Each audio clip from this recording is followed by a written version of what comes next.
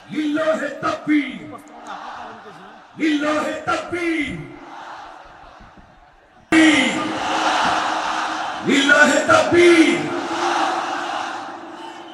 মিজান ভাইয়ের আগমন, শুভেচ্ছা স্বাগতম। আপনারা ভালো আছেন সবাই? শীতে কষ্ট হচ্ছে না? মাশাআল্লাহ। 3 দিন ব্যাপী তাফসিরুল কোরআনের প্রোগ্রামের সমাপনী রজনী আজকে। আমি খুব লম্বা সময় নিব না। এটা তো আমার বিভাগীয় প্রোগ্রাম, খুলনা বিভাগের প্রোগ্রাম পেয়ে গেছে যশোর। মাশাআল্লাহ, 9টা প্যান্ডেল আছে, এখানে ধাক্কাধাক্কির কোনো মানি হয় না। তোমরা ধাক্কাধাক্কি করবা, এই জন্য প্যান্ডেল করা হয় নাই 9টা। বসো, কোনো কথা নাই। অনেক আলোচনা হয়েছে 3 দিন ব্যাপী। দেশ বরেণ্য, প্রথিত যশা ওলামায়ে হযরতের মুখে আপনারা অসংখ্য কথা শুনেছেন। আমলের জন্য এগুলোই যথেষ্ট। নতুন করে আমার বলার কিছুর দরকার নাই। নতুন করে উপস্থাপনের মতো বলার মতো আমার কাছে কিছু নাইও। যা বলার 1500 বছর আগে আল্লাহ তাআলা উম্মাকে বলে দিয়েছেন, ঠিক কিনা? এমন কিতাব দান করেছে যে কিতাবে ভুল নাই। যতই পড়ি ততই শেখা যায়। বিয়ন্ডলেস, বাউন্ডলেস, বটমলেস, কুল কিনারা নাই, কুল কিনারা বিহীন সাগর। পড়েন সুবহানাল্লাহ। আসুন এখানে আসার বসার এই প্রোগ্রামে অংশগ্রহণ করার উদ্দেশ্যকে, নিয়াতকে আমরা খালেস করে নেই। আজকে আমরা যা শুনবো শিখবো আমলের নিয়তে শুনবো, ঠিক কিনা বলেন? শেষ পর্যন্ত নীরবতা বজায় রাখবো। আমি উঠবো, আপনারা উঠবেন। এর আগে ওঠা যাবে না। স্কেডিউলে একটু চেঞ্জ এসেছে, এশার সালাত হয়নি। আমার আলোচনার পরপরই আজান হবে। এশার সালাতে আমরা জামাতে অংশগ্রহণ করে একসাথে বিদায় নেব ইনশাল্লাহ। বলেন, যে টপিকটি নিয়ে আমি আপনাদের সামনে আজকে কথা বলতে চাই, টপিকটি অনেক গুরুত্বপূর্ণ। টপিকটি হচ্ছে হিউম্যান রিসোর্স ডেভেলপমেন্ট, মানব সম্পদ উন্নয়ন। কারণ আল্লাহ তাআলা আমাদের যা দেখ আর না দেখ এটা দিছে।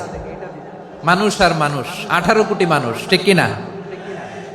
এই 18 কোটির জনসংখ্যার দেশে বসবাস করে আমরা খুশি না বেজার?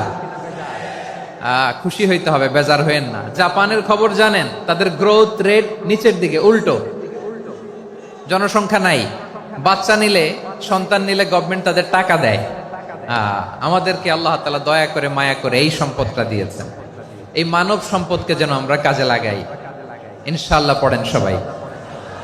হিউম্যান রিসোর্স ডেভেলপমেন্ট অনেক জনগুরুত্বপূর্ণ বিষয়, খুব সেন্সিটিভ বিষয়, বুঝতে হবে। যশোরের স্মার্ট ছেলেরা, এই যে আমি যাদেরকে দেখতে পাচ্ছি, all are the Gen Z of Jessore.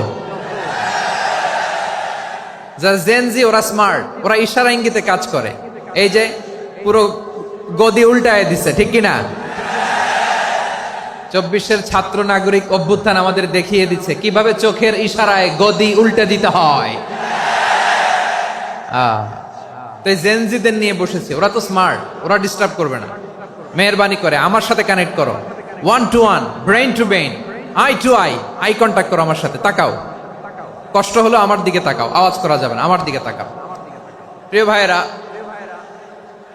Human resource ডেভেলপমেন্টের ব্যাপারে কিছু কথা বলবো। এই যে আমাদের বিশাল জনসংখ্যা, এই জনসংখ্যাকে কি করে জনসম্পদে রূপান্তরিত করা যায় এ ব্যাপারে কথা বলবো। আমি সূরাতু বনী ইসরাইলের 70 নম্বর আয়াত তেলাওয়াত করেছি। এই আয়াতের আলোকে কিছু কথা আমি আপনাদের সামনে বলবো। আল্লাহ তাআলা ইরশাদ করছেন, ওয়ালাকাদ কাররামনা বনী আদম ওয়া হামালনাহুম ফিল বাররি ওয়াল বাহরি ওয়া রাযাকনাহুম মিনাত তাইয়্যিবাত ওয়া ফাদ্দালনাহুম আলা কাসীরিম মিম্মান খালাকনা তাফদীলা। পড়েন আল্লাহু আকবার। রব্বুল আলামিন বলেন, ওয়ালাকাদ কাররামনা বনী আদম, আমি বনী আদমকে সম্মানিত করেছি, বনী আদমকে মর্যাদা দিয়েছি। ওয়া হামালনাহুম ফিল বাররি ওয়াল বাহর, বনী আদমকে জলে, স্থলে, স্থলে এবং সমুদ্রে চলাচলের বাহন দিয়েছি।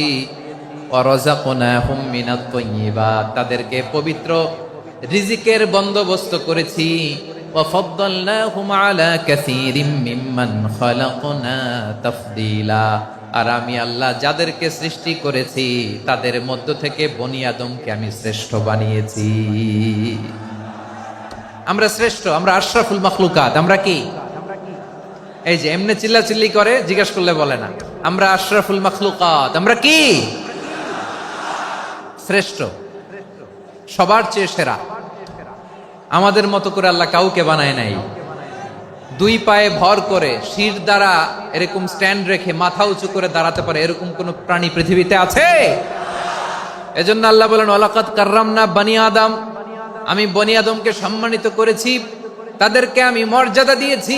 তাদেরকে আমি যত মর্যাদা দিয়েছি আমার কোন সৃষ্টিকে এত মর্যাদা দেই নাই। পড়েন সুবহানাল্লাহ।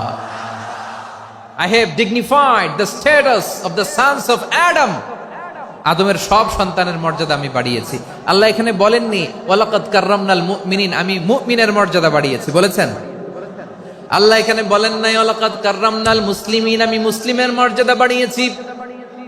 আল্লাহ বলেছেন ওয়ালাকাদ কাররামনা বানি আদম, আমি বনি আদমের সম্মান বাড়িয়েছি। হোক সে মুমিন কিংবা কাফের, মুসলিম কিংবা মুশরিক, আস্তিক কিংবা নাস্তিক, আরব কিংবা অনারব, যেই হোক না কেন আদম সন্তান সবগুলার মর্যাদা বাড়ায় দিয়েছে কে?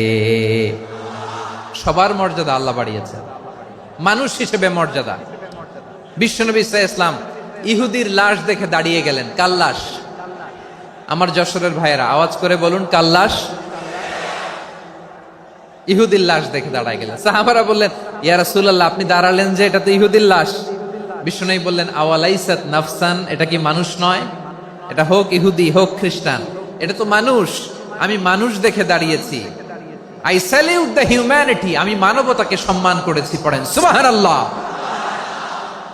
তাহলে এই জমিনে মানুষের মর্যাদা বেশি, হোক আস্তিক হোক নাস্তিক, হোক মুমিন কিংবা কাফের। আদমের সন্তান হলে, মানুষ হলেই তার মর্যাদা বাড়িয়েছে কে? আমার কলিজার টুকরা যশোরের ভাইয়েরা, মানুষের মর্যাদা আল্লাহ এত বাড়িয়েছেন। মানুষ জীবিত থাকলেও যেমনি মর্যাদাবান, মরে গেলেও মর্যাদাবান। সুবহানাল্লাহ পড়েন। মানুষ মরে গেলে এই ডেড বডিটা কি হয়? পচে যায়, গলে যায়, মাটির সাথে মিশে যায়। তাই বলে আপনি ডেড বডির সাথে যাচ্ছে তাই করতে পারবেন না? পারবেন?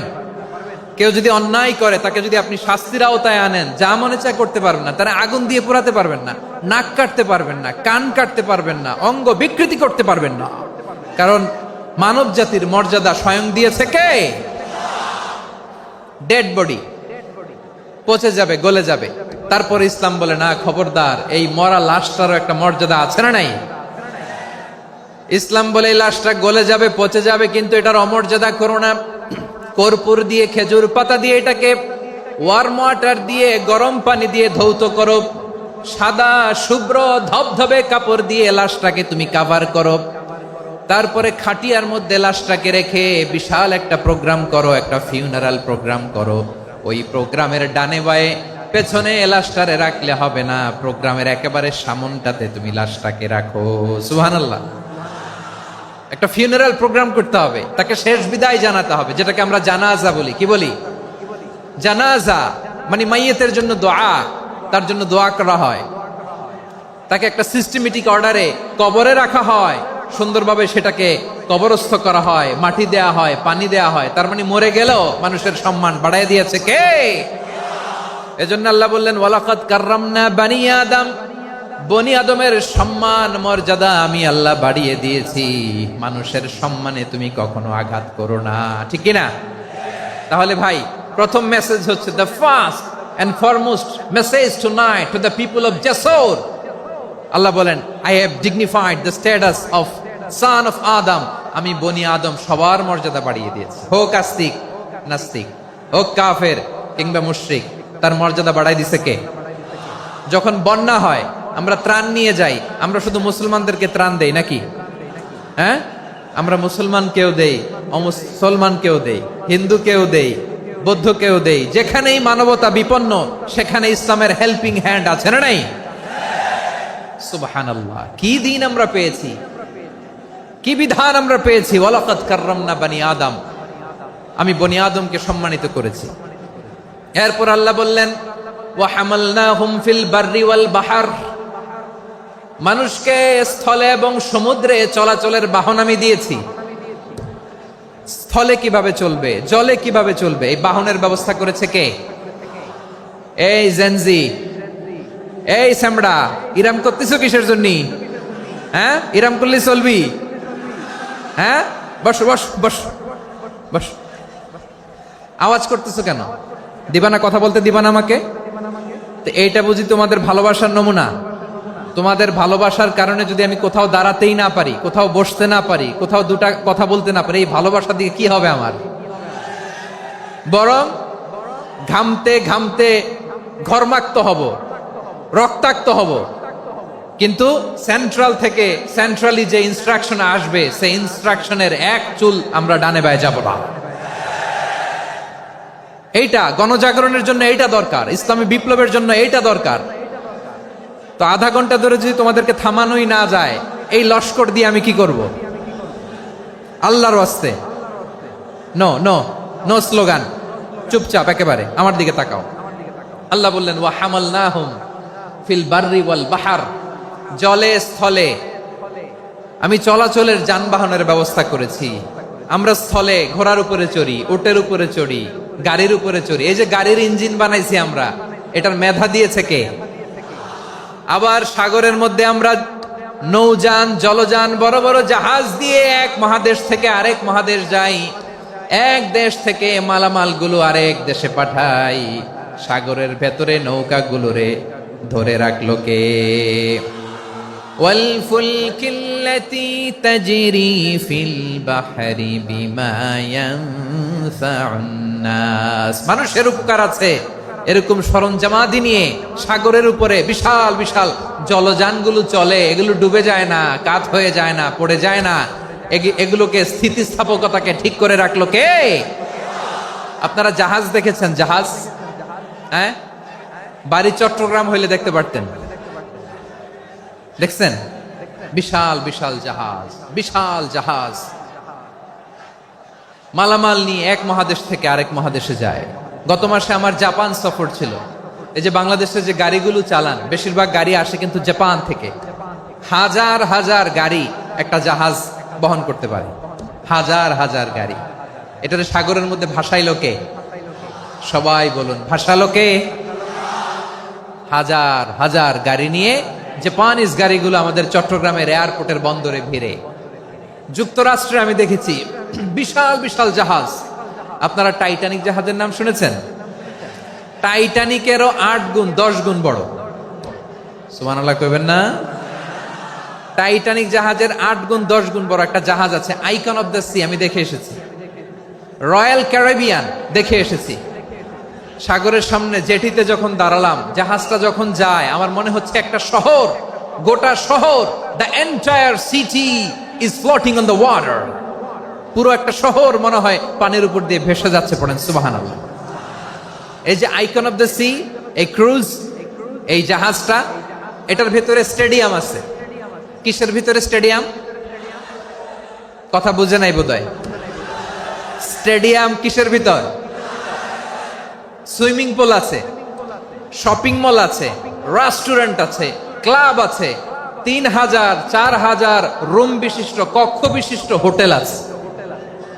এই সবগুলোর নিয়ে এগুলো চলে সাগরের এই দোলার মধ্যে, জলোচ্ছ্বাসের মধ্যে। এই সাগরের ভেতরে এই জাহাজগুলোর ভাষায় রাখছে কে?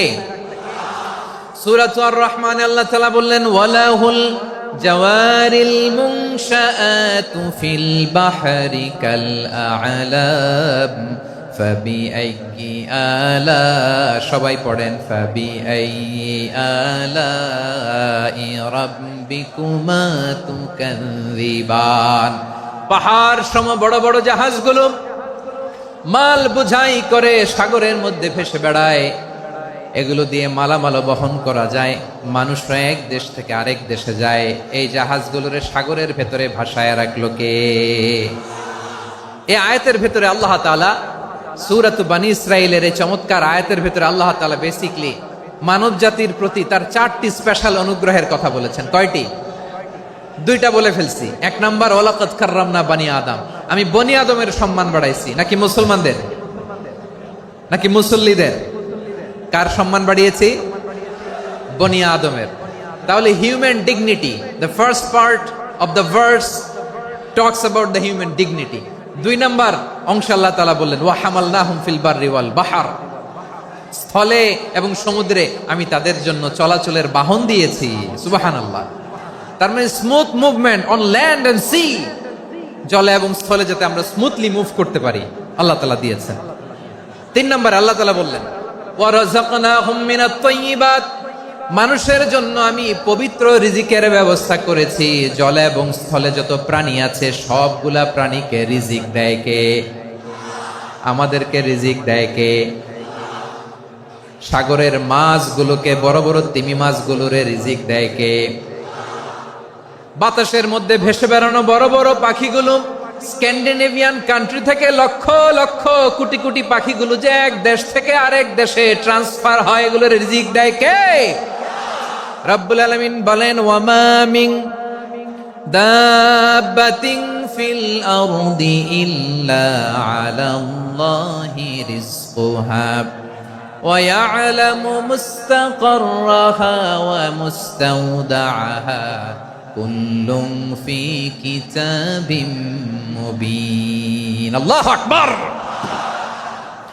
রব্বুল আলামিন বলেন ভূপৃষ্ঠে বিচরণশীল যত প্রাণী আছে সব প্রাণীগুলোকে আমি আল্লাহ আমার নিজের কুদরতে রিজিকের বন্দোবস্ত করি। এই প্রাণীগুলো কোথায় থাকে, কোথায় যায়, সব জায়গায় আমি রিজিক পৌঁছে দেই। রিজিক কেউ দিতে পারে না, রিজিকের মালিক কে? রিজিকের মালিক তিনি আল্লাহ। এজন্য আল্লাহ তাআলা বললেন ওয়ারাযাকনাহুম মিনাত তাইয়্যিবাত। এরপর আল্লাহ বললেন ওয়াফাদ্দালনাহুম আলা কাসীরিম মিম্মান খালাকনা তাফদীলা। আমি যত প্রাণী সৃষ্টি করেছি সকল প্রাণীর মধ্যে মানুষের মর্যাদা শ্রেষ্ঠত্ব আমি দিয়েছি। সুবহানাল্লাহ পড়েন। তাহলে 1 নম্বরে আল্লাহ বললেন আমি বনি আদমের মর্যাদা বাড়ালাম। এরপরে বললেন স্থলে এবং সমুদ্রে চলাচলের জন্য যানবাহন দিলাম। 3 নম্বরে আল্লাহ বললেন পবিত্র রিজিকের ব্যবস্থা করে দিলাম। এরপরে আল্লাহ বললেন যত প্রাণী আছে, সৃষ্টি আছে, সবগুলার উপরে আমি মানুষকে শ্রেষ্ঠত্ব দিলাম। সুবহানাল্লাহ। তাহলে সবচেয়ে বেশি শ্রেষ্ঠত্ব মানুষের। কার? মানুষের। শুধু তাই নয় প্রিয় ভাইয়েরা, আকাশ এবং জমিনে যা কিছু আছে সবকিছু মানুষের জন্য, মানুষের কল্যাণে, মানুষের প্রয়োজনে, মানুষের বশীভূত করে সৃষ্টি করেছেন কে? রব্বুল আলামিন বলেন হুয়াল্লাযী খালাকা লাকুম মা ফিল আরদি জামিআ। এই জমিনের মধ্যে যা কিছু আমি আল্লাহ সৃষ্টি করেছি সব কিছু আমি মানুষের জন্য সৃষ্টি করেছি। পড়েন সুবহানাল্লাহ। হুয়াল্লাযী খালাকা লাকুম মা ফিল আরদি জামিআ, যা আছে সব আমাদের জন্য, সব আমাদেরকে সার্ভিস দেওয়ার জন্য, আমাদের উপকারের জন্য, আমাদের কল্যাণের জন্য। আওয়াজ করে সবাই পড়ুন আল্লাহু আকবার।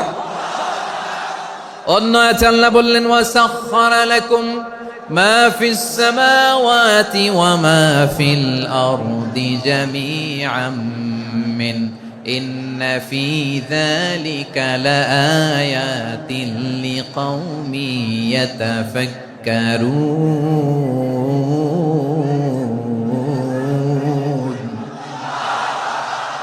প্রথম আয়াতে আল্লাহ বললেন জমিনে যা আছে সব তোমাদের কল্যাণে আমি সৃষ্টি করলাম। এরপরে আল্লাহ বললেন আকাশেও যা আছে সব তোমাদের জন্য সৃষ্টি করলাম, তোমাদের অনুগত বানায় দিলাম। পড়েন সুবহানাল্লাহ।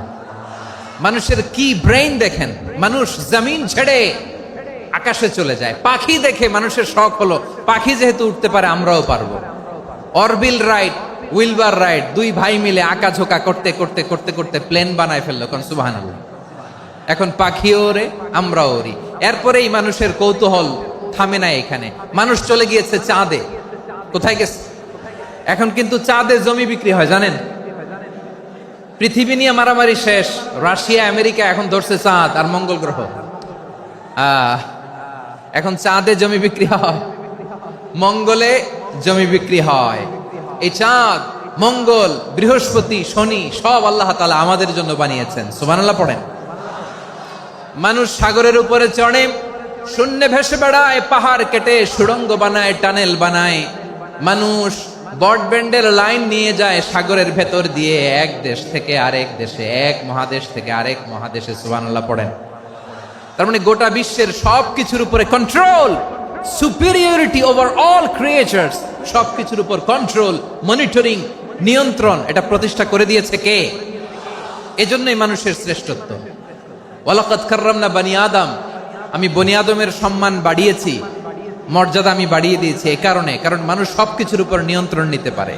মানুষকে নিয়ে এই কোরআনের সব আলোচনা, মানুষকে নিয়ে এই কোরআনের সব। তাই কোরআনের কেন্দ্রীয় আলোচ্য বিষয় হচ্ছে মানুষ।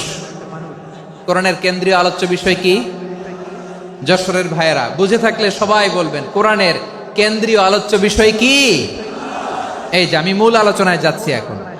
কেন মানুষ কোরআনের কেন্দ্রীয় আলোচ্য বিষয়? এই যে ভাইয়েরা, এই যে হাত জোর করে, এই যে Jessore Gen Z, the smart people of Jessore, হাত জোর করে বলতেছে, হাত জোর করে তোদের কাছে আল্লাহর দোহাই লাগে, স্টপ স্টপ।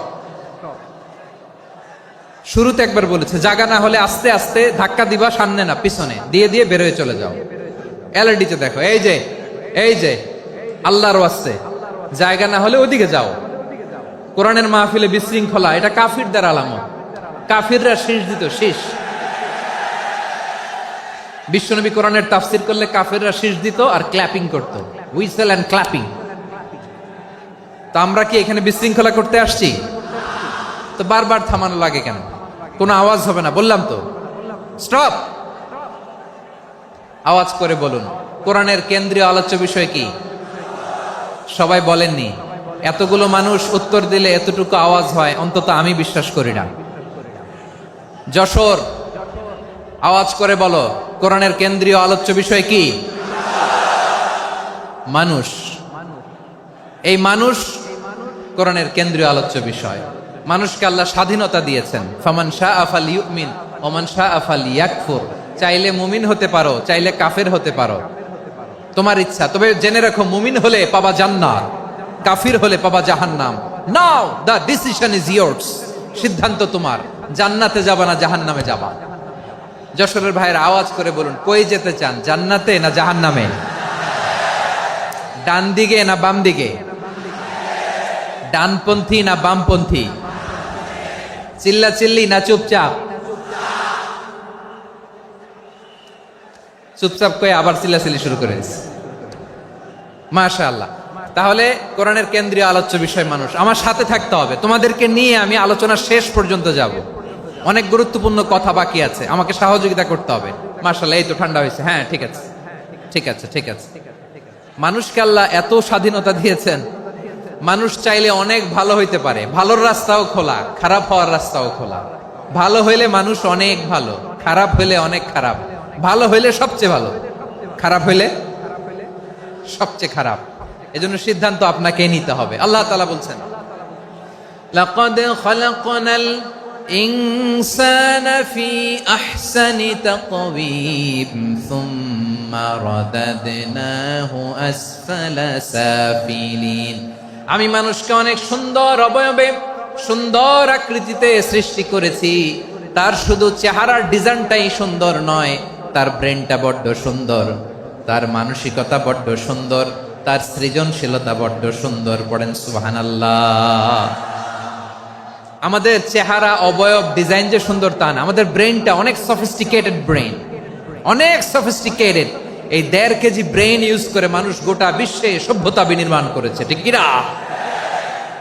এই ব্রেন আল্লাহ তাআলা আমাকে দিয়েছে। এটারে কাজে লাগালে, আপনার 6 সেন্স কাজে লাগালে আপনি অনন্য মানুষ হয়ে উঠবেন, মহামানবে রূপান্তরিত হবেন। মানুষ হতে পারে, চাইলেই মহামানব হতে পারে। আবার যদি মানুষ চায় খারাপও হতে পারে। আল্লাহ বললেন শুধু ভালোই না, ভালো হতে চাইলে অনেক ভালো তুমি হতে পারো, আবার খারাপ হতে চাইলে অনেক খারাপ তুমি হতে পারো। সুম্মা রাদাদনাহু আসফালা সাফিলিন।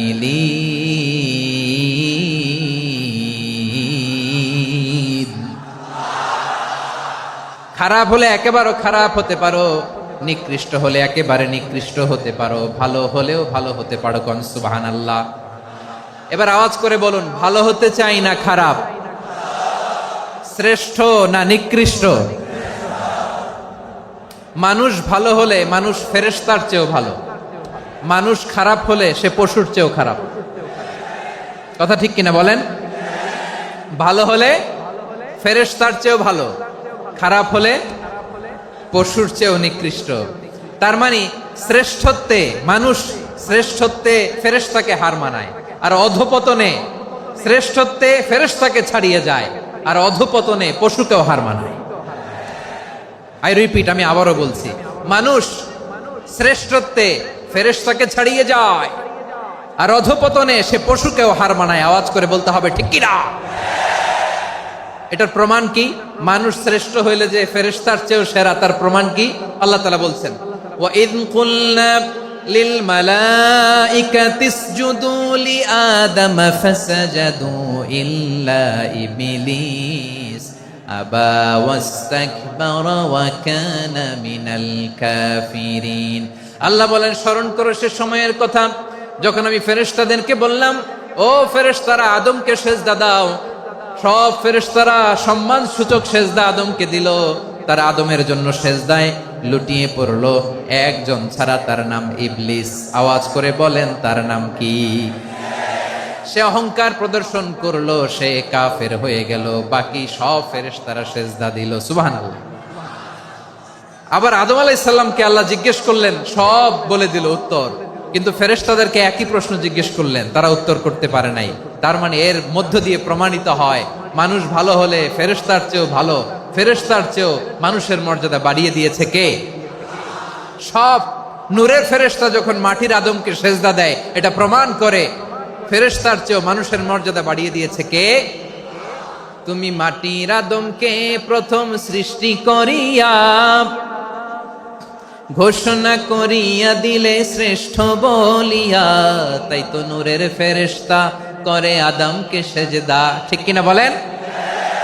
তাই তো নূরের ফেরেশতা করে আদমকে সেজদা, সবার চেয়ে সম্মান দিলে মাটির আদমকে। আল্লাহু আল্লাহু তুমি জাল্লে জালালুহু, শেষ করা তো যায় না গে তোমার গুণগান। পড়েন না? পড়েন। আল্লাহু আল্লাহু তুমি জাল্লে জালালুহু, শেষ করা তো যায় না গে তোমার গুণগান। আল্লাহু আল্লাহু আল্লাহু আকবার। আদমের মর্যাদা বেশি, মানুষের মর্যাদা বেশি, মানুষ শ্রেষ্ঠ, তার প্রমাণ নূরের ফেরেশতা মাটির আদমকে সেজদা করে। আওয়াজ করে বলেন ঠিক কি না? তাহলে মানুষ ভালো হলে ফেরেশতার চেয়ে ভালো, আবার মানুষ যদি খারাপ হয় সে পশুর চেয়েও খারাপ।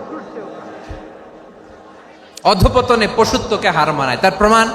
তার প্রমাণ কি? তার প্রমাণ হচ্ছে, যশোরের ভাইরা দেখবেন পত্রিকায় নিউজ পেপারে মাঝে মাঝে এরকম দেখা যায়, এক মানুষ আরেক মানুষকে হত্যা করে 20 টুকরা করে বস্তার ভিতরে ভরেছে। আপনারা এই নিউজ পড়েন নাই না? দেখেন নাই? দেখছেন? মানুষ মানুষকে হত্যা করে কয় টুকরা? জোরে বলেন। এখানেই ক্ষান্ত হয় না, আবার কোথায় ভরছে? বস্তার ভেতরে। আচ্ছা, বুঝে থাকলে আওয়াজ করে বলেন, কোনদিন শুনছেন একটা হাতি আর একটা হাতিকে হত্যা করে 20 টুকরা করছে, এরপরে বস্তার ভিতরে ভরছে? হইছে? তাহলে দেখেন, মানুষ যদি খারাপ হয় সে পশুকেও হার মানায়। চিল্লায় বলো ঠিক কি না? এমনও দুশ্চরিত্র মানুষ আছে যার যার নজর থেকে 6 মাসের ছোট্ট মেয়ে থেকে শুরু করে 80 বছরের বৃদ্ধারাও নিরাপদ নয়। পশুকেও হার মানে। মানুষের ঘর জ্বালিয়ে পুড়ে মেসাকার করে দেয়, জনপদের পর জনপদ জ্বালায় দেয়, এরকম আছে না নাই? বোমা মেরে শহরগুলো উড়িয়ে দেয়। এই যে ইসরায়েল গাজার মধ্যে যে অ্যাটাক করেছে, এরা মসজিদ মানে নাই, মসজিদে বম ফেলেছে। এরা খ্রিস্টানদের চার্চ গির্জা মানে নাই, গির্জায় বম ফেলেছে। পৃথিবীর ইতিহাসে never happened in the history of the world that someone bombed on a hospital, on a ICU center.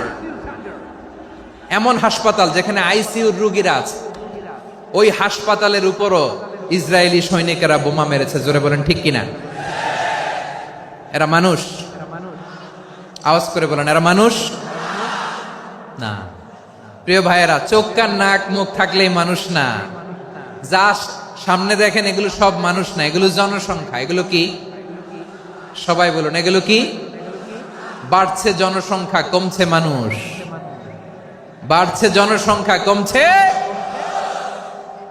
এই দুনিয়া এখন তো আর সেই দুনিয়া নাই, মানুষ নামের মানুষ আছে দুনিয়া বোঝাই, সেই মানুষের ভিড়ে আমার আসল মানুষ নাই। ঠিক কিনা? আসল মানুষের বড্ড অভাব, আসল মানুষের বড্ড অভাব। আমার ভাইয়েরা, মানুষ খারাপ হলে পশুকেও হার মানায়। আচ্ছা, আওয়াজ করে বলেন, এই যশোরের ছেলেরা এদিক তাকাও, আওয়াজ করে বলো, যে ইসরায়েলি সোলজাররা উপর থেকে বোমা মারল, তারাও মানুষ, তারাও কি? ওরাও রক্তে মাংসে মানুষ, ওদেরও পরিবার আছে। বোমা মেরে যেই মেয়েটাকে তারা অনাথ বানায়, ইয়াতিম বানায়, ও কিন্তু বাসায় ওর মেয়েটাকে রেখে আসছে। ঠিক কিনা বলেন? বম্বিং করে যে বাবাকে মেরে, স্বামীকে মেরে স্ত্রীকে বিধবা বানায়, তারও ঘরে স্ত্রী আছে।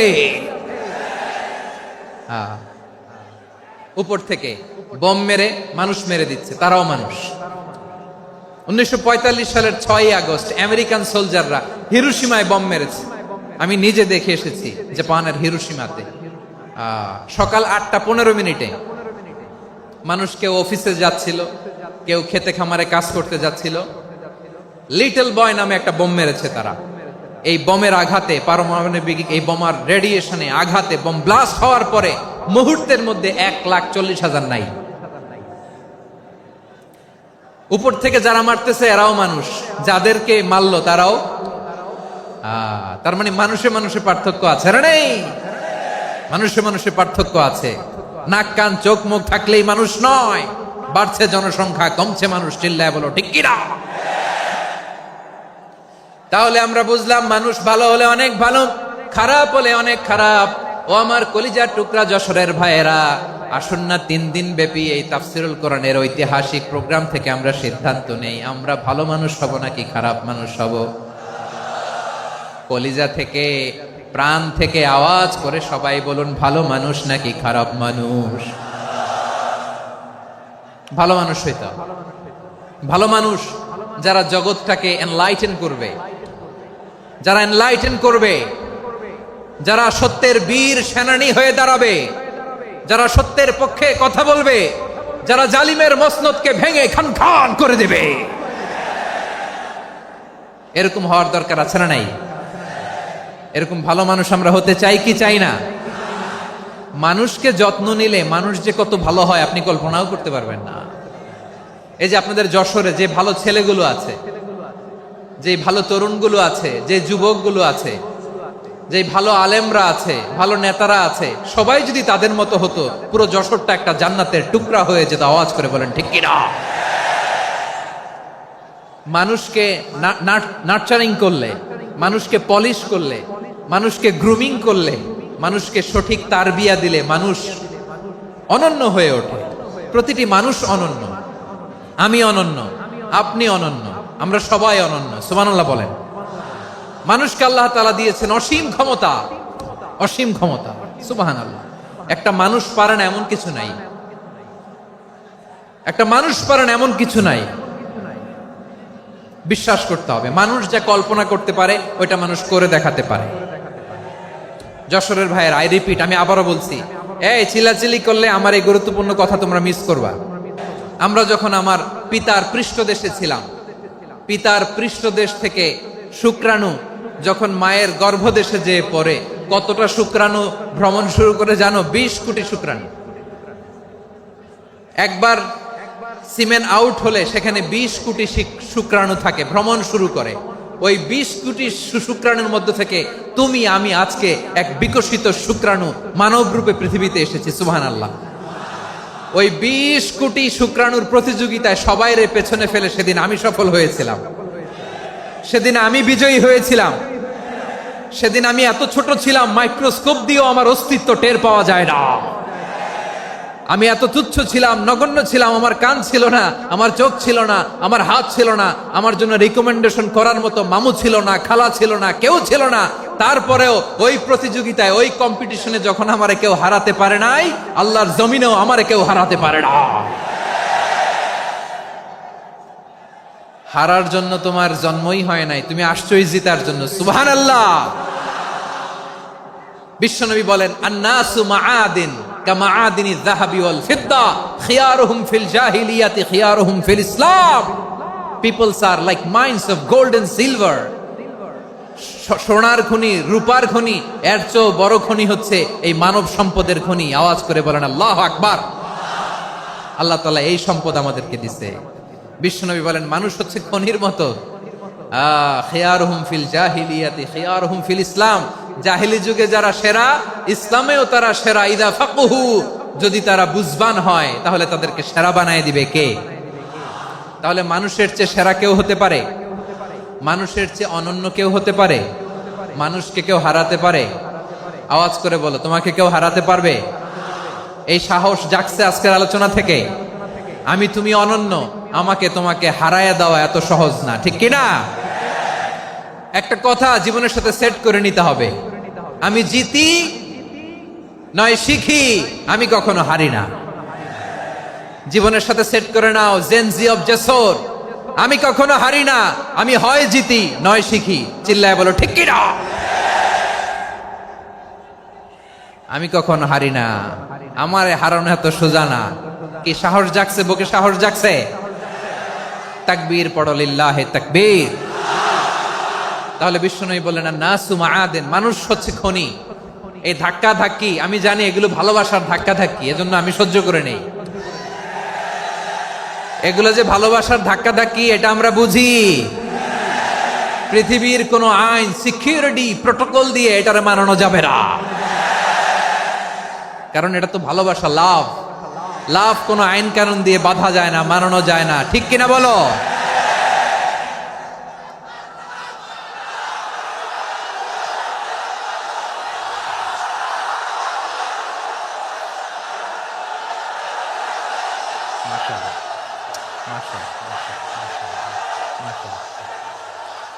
ঠিক আছে, বসুন বসুন বসুন। আল নাসু মাআদিন, মানুষ হচ্ছে খনি। এই খনির যত্ন নিতে হবে। আমার মা বাবা যারা এসেছেন, আপনার ছেলে মেয়ের যত্ন নেন। আপনার ছেলের মধ্যে যে কি পটেনশিয়াল আপনি জানেন না। আপনার এই ছোট্ট অবুজ ছেলেটাই আগামী দিনের শায়েখ আহমদুল্লাহ হবে। আপনার হেফজখানায় পড়া ওই ছোট্ট ছেলেটাই আগামী দিনের আল্লামা মামুনুল হক হবে। আপনার ওই ছেলেটা আমির হামজা হবে, আব্দুল হাই সাইফুল্লাহ হবে। এভাবে বড় বড় আলেম হবে, তারা যুগশ্রেষ্ঠ আলেম হবে। সেই একদিন এই বাংলাদেশের পার্লামেন্টে যে বক্তব্য দিয়ে যশোরের পক্ষে কথা বলবে। আপনি জানেন না, কাউকে ছোট করবেন না আপনি। ওর কনফিডেন্স আপনি কমাবেন না, আপনি কমাতে পারেন না। প্যান্ডেলে আমার যে মা বোনেরা আছেন, ছেলে মেয়েদেরকে কখনো ছোট করে কথা বলবেন না। ও যে কোথায় যাবে আপনি জানেন না। আপনি মা হয়ে তাকে সাহস দিবেন, তার কল্পনার জগৎটাকে সাজাতে তাকে উৎসাহিত করবেন, ঠিক কিনা বলেন? আর আমার প্যান্ডেলের আমার প্রিয় শ্রদ্ধাশীলা মায়েরা বোনেরা, আপনারা তো আরো দামি সম্পদ। বিশ্বনবী বলেন, আর দুনিয়া কুল্লুহা মাতা। আল্লাহ আল্লাহ আল্লাহ। বিশ্বনবীর কথার ওজন দেখেন, আর দুনিয়া কুল্লুহা মাতা ওয়া খায়রু মাতা'আদ দুনিয়াল মারআতুস সালিহা। বিশ্বনবী বলেন, দুনিয়ায় যা দেখো সব আল্লাহর দেওয়া অ্যাসেট, মানে সম্পদ।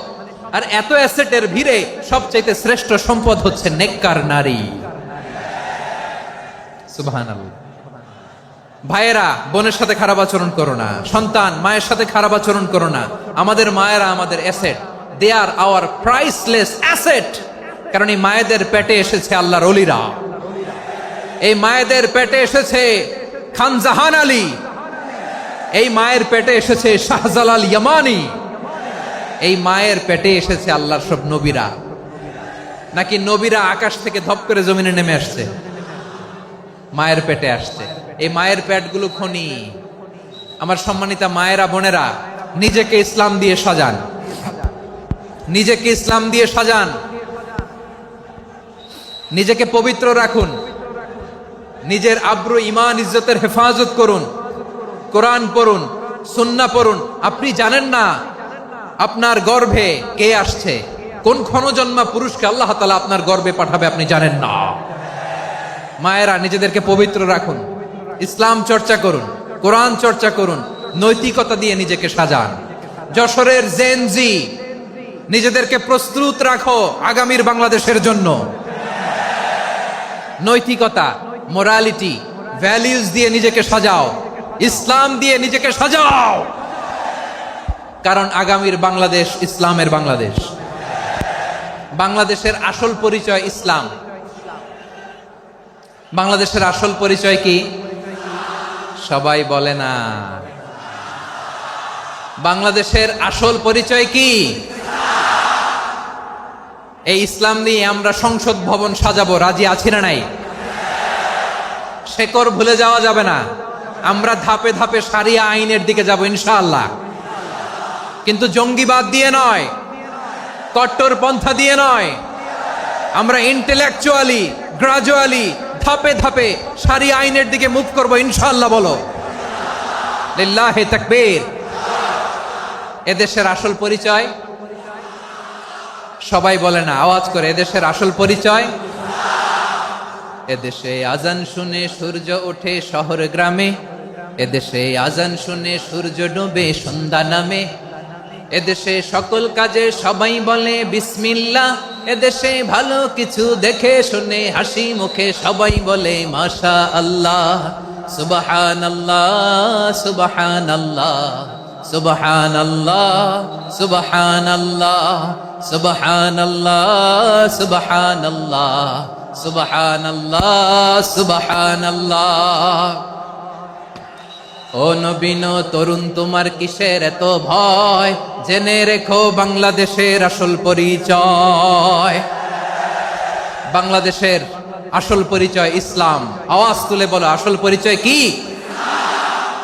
এদেশে পরস্পরে দেখা হলে দেয় সালাম, এদেশে আমজনতার হৃদয় জুড়ে পাক্কালাম, ঠিক কি না? এদেশে বিপদ এলে সর্বজনে সর্বক্ষণে দোয়া পড়ে ইন্না লিল্লাহ সুবহানাল্লাহ সুবহানাল্লাহ সুবহানাল্লাহ সুবহানাল্লাহ। এদেশে আজান শুনে সূর্য ওঠে শহর গ্রামে, এদেশে আজান শুনে সূর্য ডুবে সন্ধ্যা নামে, এদেশে সকল কাজে সবাই বলে বিসমিল্লাহ, এদেশে ভালো কিছু দেখে শুনে হাসি মুখে সবাই বলে মাশা আল্লাহ সুবহানাল্লাহ। আওয়াজ করে সুবহানাল্লাহ সুবহানাল্লাহ সুবহানাল্লাহ সুবহানাল্লাহ। সবাই একসাথে সুবহানাল্লাহ সুবহানাল্লাহ সুবহানাল্লাহ সুবহানাল্লাহ। এদেশের আসল পরিচয় কি? আওয়াজ করে বলতে ভয় লাগে। এদেশের আসল পরিচয় কি? ইসলাম দিয়ে আমাদের সংসদ ভবন চলুক, আমরা চাই কি চাই না? বঙ্গভবনে লা ইলাহা ইল্লাল্লাহর পতাকা উড়ুক, আমরা চাই কি চাই না? প্রতিটি জেলা অফিসে, ডিসি অফিসে লা ইলাহার পতাকা ঝুলুক, আমরা চাই কি চাই না? কারা কারা চাই হাত তুলে আল্লাহরে দেখায়।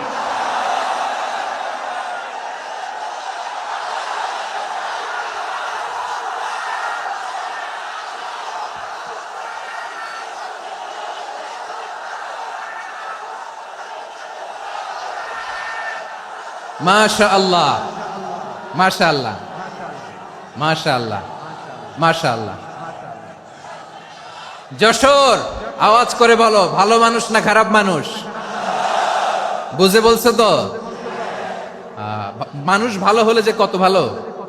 এই মানুষকে যত্ন নিলে, মানুষকে মানুষ বানালে যে সে কি হতে পারে শুনবা? হ্যাঁ, নাকি মোনাজাত দিয়ে দিব? শুনবা? তাহলে থামতে হবে। থামো, আমি যখন বলবো থামো থামো, তাকবীরের সময় দিলে তাকবীর, থামো থামো। মানুষকে যত্ন নিলে, এই এদিকে এদিকে, ড্রোন নামায় ফেলো। হয়েছে, ড্রোনের ফুটেজ হয়ে গেছে, এবার ড্রোন নামায় ফেলো। আমার দিকে তাকাও। মানুষকে, তোমরা এদিক সেদিক তাকালে তো গুরুত্বপূর্ণ পয়েন্ট মিস হয়ে যাবে। এদিকে এদিকে, হ্যাঁ মাস, ঠিক আছে, এদিকে। মানুষকে যত্ন নিলে মানুষের মধ্যে যারা কি পটেনশিয়াল রেখেছে। আমি জাপানের দুইটা উদাহরণ দেই। জাপানের, এই এই এভাবে এভাবে হবে, হয় বসো নয় পেছনে, কথা নাই, কথা তো বলাই যাবে না, হারাম কথা বলা আছে, একেবারে চুপ। আজকের জন্য হারাম করে দিছে আমি এই কিছু সময়ের জন্য, একেবারে নিষিদ্ধ। জাপানের দুইটা উদাহরণ দেই, খেয়াল করে একটু শুনেন, বুঝবেন। আল্লাহ, 2022 সালে জাপানের সাথে জার্মানির খেলা, ফিফা ওয়ার্ল্ড কাপ 2022। এক পক্ষে জাপান, আরেক পক্ষে কোন দেশ? কথা শুনে নাই। এক পক্ষে কোন দেশ, আরেক পক্ষে সবাই। এক পক্ষে, আরেক পক্ষে। ওই খেলায় জিতেছিল জাপান, জিতেছিল 22 সালের এই ফিফা ওয়ার্ল্ড কাপে জাপান ফুটবল খেলায় জিতে as a part of their celebration তারা খেলার পরে পুরো স্টেডিয়ামটারে ক্লিন করে, the fan base of Japan. Lakh lakh মানুষ খেলা দেখতে যায়, তো এত ডাস্টবিনও তো নাই, তো যারা ডাস্টবিনে জায়গা পায় নাই তারা এই যে চকলেটের প্যাকেট, পানির বোতল, চিপসের প্যাকেট তারা এদিকে সেদিকে রেখে দিয়েছে। জাপানের ভক্তরা, জাপানের ফলোয়াররা as a part of their celebration তারা খেলার পরে পুরো স্টেডিয়ামের সব ময়লা আবর্জনা ক্লিন করে তারপরে বিদায় নিয়েছে। তাদেরকে কি ক্লিন করার দায়িত্ব দেওয়া হয়েছিল? এই যশোর, জাপানের যে ছেলেরা খেলা দেখতে গেছিল ওদেরকে কি ক্লিন করার দায়িত্ব দিছিল? তারা কি স্টেডিয়ামের পরিচ্ছন্নতা কর্মী? তাদের আকল, তাদের সিক্স সেন্স তাদেরকে বলেছে। ছোটবেলা থেকে জাপান গভর্নমেন্ট ওদেরকে এত পরিচ্ছন্নতা শেখায়, ক্লিনলিনেস অ্যাওয়ারনেস ক্যাম্পেইন করায়। ক্লাসে আমি দেখেছি, ক্লাসে নিজের বেঞ্চ নিজে মুছে, ক্লাসের মাঝখানে একটা সময় দেয়, নিজের টেবিল নিজে মুছে, নিজের ক্লাসরুমটা নিজে পরিষ্কার করে। রাস্তাঘাটে একটা ধুলা নাই, ময়লা নাই, একটা টিস্যু নাই। খেলার পরে গোটা বিশ্বকে তাক লাগিয়ে দিয়েছে। জাপানের ফ্যানরা সবার রেখে যাওয়া গার্বেজ, টিস্যু, বোতল পরিষ্কার করে তারপরে স্টেডিয়াম থেকে বিদায় নিয়েছে। আমরা কেন এমন হইতে পারলাম না? আমরা কেন এমন হইতে পারলাম না? জাপানের যারা এগুলো করছে ওদের 3টা করে চোখ না? চোখ তো 3টা, জাপানা লাগো, জাপানা লাগো। হাত তো 4টা, কান তো 6টা। হ্যাঁ, নাকি আমার মতো 2 হাত 2 কানালা মানুষ? চোখে দেখলে ওটা মানুষ না। চিন্তা করছেন? তার মানে জাপানিজদেরকে যে গ্রুমিং করে শিখানোর মাধ্যমে পরিচ্ছন্ন বানানো গেছে, ওরা যেমনি মানুষ আমরাও মানুষ। আমাদের সন্তানদেরকে শেখালে তারাও পারবে, পারবে কিনা? 2 নম্বর উদাহরণ বলি। চট্টগ্রাম ফেনীতে যারা গিয়েছেন, মেঘনা গোমতী ব্রিজ প্রকল্প নাম শুনছেন? মেঘনা একটা ব্রিজ পার হওয়া লাগে। এই মেঘনা গোমতী, এখানে 3টা ব্রিজ, কাঁচপুর সহ এই 3টা ব্রিজের নির্মাণ কাজ, রেনোভেশনের কাজ দেয়া হয়েছিল জাপানের একটা কোম্পানিকে। কাকে? জাপানের কোম্পানি। নির্মাণ শেষে 738 কোটি টাকা বেঁচে গেছিল, এটা গভর্নমেন্টের হাতে দিয়ে তারা বিদায় নিয়েছে। কত টাকা? 738 কোটি টাকা। যত প্রাক্কলিত ব্যয় নির্ধারণ করা হয়েছে সব টাকা সরকার, তৎকালীন সরকার 2019-এর সরকার, কারা ছিল তো জানেন? এই 2019-এর সরকার তাদেরকে দিয়েছে। তারা রিনোভেশন নির্মাণ শেষে 738 কোটি টাকা অতিরিক্ত বেঁচে গেছিল, এটা আবার গভর্নমেন্টের হাতে বুঝাই দিয়ে তারা বিদায় নিচ্ছে। আমরা কেন এমন হইতে পারলাম না? জাপানের ওরাও মানুষ, আমরাও মানুষ। তার মানে মানুষে মানুষে পার্থক্য আছে না নাই? আচ্ছা, জাপানের 2টা উদাহরণ দিলাম, এবার আমার দেশের 2টা উদাহরণ দিব না? বাংলাদেশের 2টা উদাহরণ দেয়। 1 নম্বর উদাহরণ, গত সপ্তাহে আপনারা জানেন কক্সবাজার আমার একটা প্রোগ্রাম ছিল, তো হেলিকপ্টারে গিয়েছিলাম। ফেনী জেলা যখন পার হচ্ছি আমি দেখলাম 3টা উইন্ডমিল। উইন্ডমিল চিনেন তো? বিশাল পিলার, 3টা 4টা পাখা থাকে। বায়ু বিদ্যুৎ কেন্দ্র, বাংলাদেশের প্রথম বায়ু বিদ্যুৎ কেন্দ্র এটা। মুহুরী প্রজেক্ট বলে এটা সম্ভবত, মুহুরী প্রজেক্ট। তো সাগরের বাতাসের ঝাপটায় এটা ঘুরে এনার্জি হয়, ইলেকট্রিসিটি উৎপাদন হয়। তো আমি পাইলটকে বললাম, ভাই এগুলো থেকে কেমন ইলেকট্রিসিটি উৎপাদন হয়? কয়, হুজুর একটুও হয় না, কিছুই হয় না। কিছুই হয় না মানে? বলে, হুজুর বাংলাদেশে যত উইন্ডমিল আছে এটার পাখা একটাও ঘুরে না। আল্লাহ, বলেন কি? তাহলে যে কোটি কোটি টাকা ব্যয় করে যে উইন্ডমিল, কয় হুজুর ভিতরে ফিটফাট, উপরে ফিটফাট, ভিতরে সদরঘাট। তার মানে কোটি কোটি টাকা দিয়ে এই উইন্ডমিল বানায়, এখানে কিছু নাই। দুর্নীতির আড্ডাখানা, আখড়াখানা বাংলাদেশ, ঠিক কিনা বলেন? আয় রে, জাপানিজরাও মানুষ, আমরাও মানুষ। আমার এক নিকটাত্মীয় সরকারি চাকরিজীবী, উনি আমাকে বললেন, বাংলাদেশের আরেকটা উদাহরণ দেখি। উনি আমাকে বললেন যে প্রতি বছর আমাদের অফিসের ফার্নিচার চেঞ্জ করে। আমি বললাম প্রতি বছর ফার্নিচার চেঞ্জ করে কেন? বলে যে ফার্নিচার নতুন পারচেজ করলেই তো ওইখানে টাকা, নতুন কিনতে পারলেই টাকা, নতুন উন্নয়নের সবক শোনাতে পারলেই টাকা। প্রথম আলোর রিপোর্ট, কি আলো? প্রথম আলোর রিপোর্ট, গত 15 বছরে উন্নয়নের নামে লুটপাট হয়েছে প্রায় 3.25 লাখ কোটি টাকা।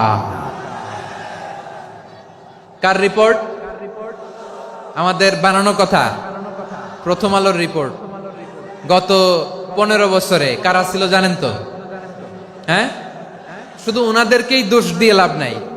স্বাধীনতার পর থেকে শুধু শাসকের হাত বদল হয়েছে, আমরা কিছু পাই নাই, ঠিক কিনা বলেন? শুধু ওনাদের দোষ দিয়ে কি লাভ? একদল খাইছে, আরেক দল খাওয়ার জন্য রেডি হয়ে আছে। আমরা এরকম চাই না। আমরা চাই স্বাধীন সার্বভৌম বাংলাদেশ, আমরা চাই দুর্নীতিমুক্ত বাংলাদেশ। আমি নিউজটা যে কতবার পড়লাম, এটা কি সম্ভব?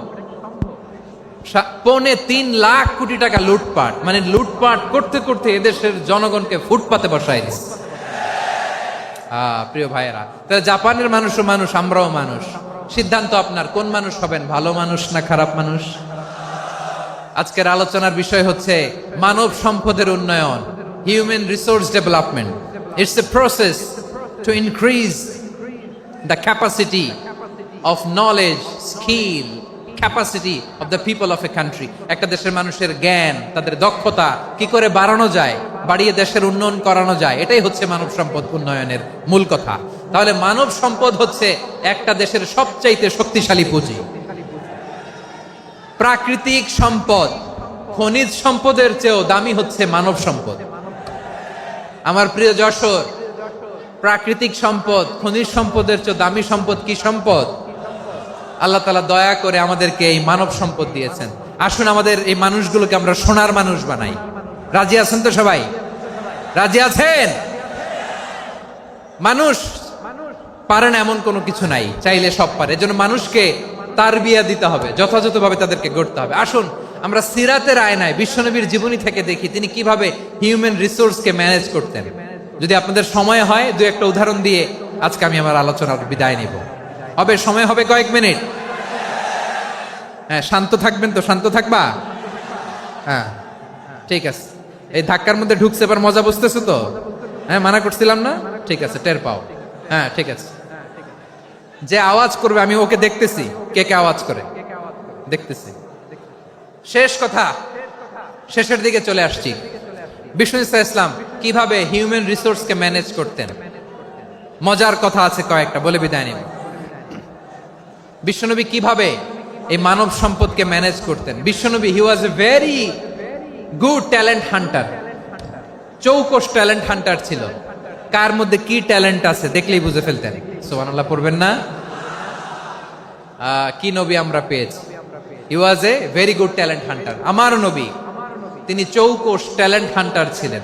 কার মধ্যে কি প্রতিভা বের করতেন, ওই প্রতিভাকে ইসলামের কল্যাণে কাজে লাগাতেন। সুবহানাল্লাহ বলেন। যাকে যেই জায়গায় সেট করলে ভালো হবে তাকে ওই জায়গায় সেট করতেন। কয়েকজন সাহাবীর জীবনী শোনাই। আবু মাহজুরা রাদিয়াল্লাহু তাআলা আনহু, মক্কার মুয়াজ্জিন, আগে ছিল মুশরিক, পরে হয়েছে মুমিন। উনি কিভাবে মুমিন হইলেন এই ঘটনাটা একটু আপনাদের শোনাতে চাই। তা আপনাদের তো সময় নাই হাতে। ওরে আবু মাহজুরা, কেমন দেখা যায় তোমারে, তুমি সামনের চুল কাটো না কেন? আবু মাহজুরা বলে, আমি হাঁটু গেড়ে পেয়ারা নবীর সামনে বসেছিলাম, আমার এই মাথার চুলের মধ্যে মুবারক হাত লাগিয়ে বিশ্বনবী নিজে আমাকে আজানের প্রতিটা বাক্য শিক্ষা দিয়েছেন।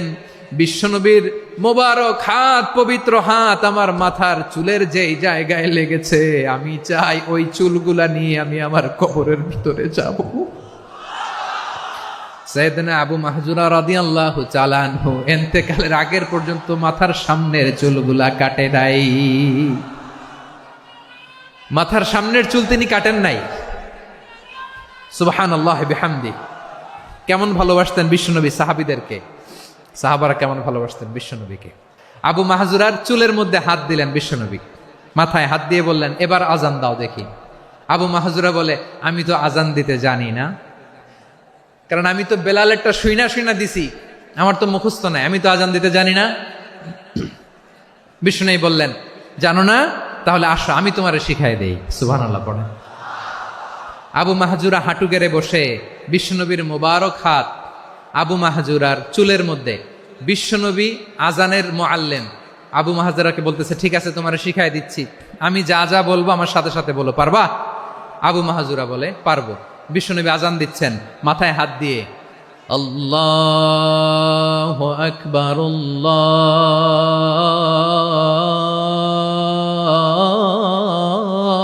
আল্লাহু আকবার। আবু মাহজুরা এই বাক্যটা পড়লেন। বিশ্বনবী দ্বিতীয় বাক্য পড়তে আরম্ভ করলেন, আল্লাহু আকবার, আল্লাহু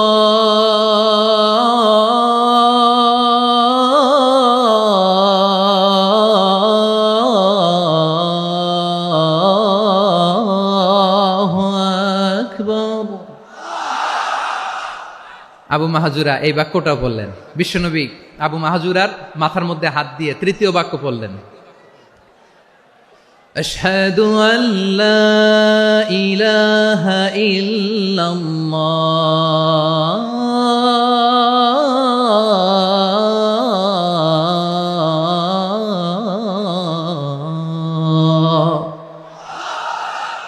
আবু মাহজুরা তৃতীয় বাক্য পড়লেন। বিশ্বনবী একটা বাক্য পরে আবু মাহজুরা পরে, বিশ্বনবী পরে আবু মাহজুরা পরে। আবু মাহজুরা কিন্তু অমুসলিম, মুশরিক। আবু মাহজুরা বলে, এক একটা বাক্য পড়ি আমার কলিজাটা গলে ঠান্ডা হয়ে যায়। এতদিন মোহাম্মদকে গালি দিতাম, এখন মোহাম্মদ আমার মাথায় যখন হাত রাখছে আমার সারা শরীর ঠান্ডা হয়ে গেছে। বিশ্বনবী আজান শিখাচ্ছেন, একটা একটা বাক্য পড়ে আবু মাহজুরাও পড়ে, বিশ্বনবী পড়ে আবু মাহজুরাও পড়ে। পুরো বাক্যগুলো যখন শেষ, আজান শেষ, আবু মাহজুরাও যখন পুরো আজান পড়লেন, আবু মাহজুরা বললেন, এতদিন মোহাম্মদের চেহারা দেখলে আমার ঘৃণা লাগতো, আজ থেকে মোহাম্মদের চেহারার চেয়ে প্রিয় চেহারা আমার কাছে নাই। আবু মাহজুরা বললেন, ও মুহাম্মদ, আজানের বাক্য তো আপনি আমারে শেখালেন, এখানেই শেষ করবেন না, আপনি আমারে পড়ায় দেন লা ইলাহা ইল্লাল্লাহু মুহাম্মাদুর রাসূলুল্লাহ সাল্লাল্লাহু আলাইহি ওয়াসাল্লাম। বিশ্বনবীর সাথে দাঁড়িয়ে উনি শাহাদা পড়ে মুসলমান হয়ে গেলেন। এবার আবু মাহজুরা বলে, ইয়া রাসূলুল্লাহ, ইয়া হাবিবাল্লাহ, আমি মুমিন হয়েছি, মুসলমান হয়েছি, আপনার কাছ থেকে আজান শিখার সৌভাগ্য আমি লাভ করেছি গো নবী। আমার কণ্ঠের বড় তারিফ করেছেন আপনি, আমার আজানকে আপনি পছন্দ করেছেন। একটা জিনিস আপনার কাছে চাই, আপনি আমাকে মক্কার মসজিদুল হারামের মুয়াজ্জিন হিসেবে অ্যাপয়েন্ট করে দে। বিষ্ণু ইসলাম বললেন, যাও আবু মাহজুরা, আমি তোমাকে পৃথিবীর শ্রেষ্ঠতম মসজিদ মক্কার মসজিদুল হারামের মুয়াজ্জিন হিসেবে অ্যাপয়েন্ট করে দিলাম।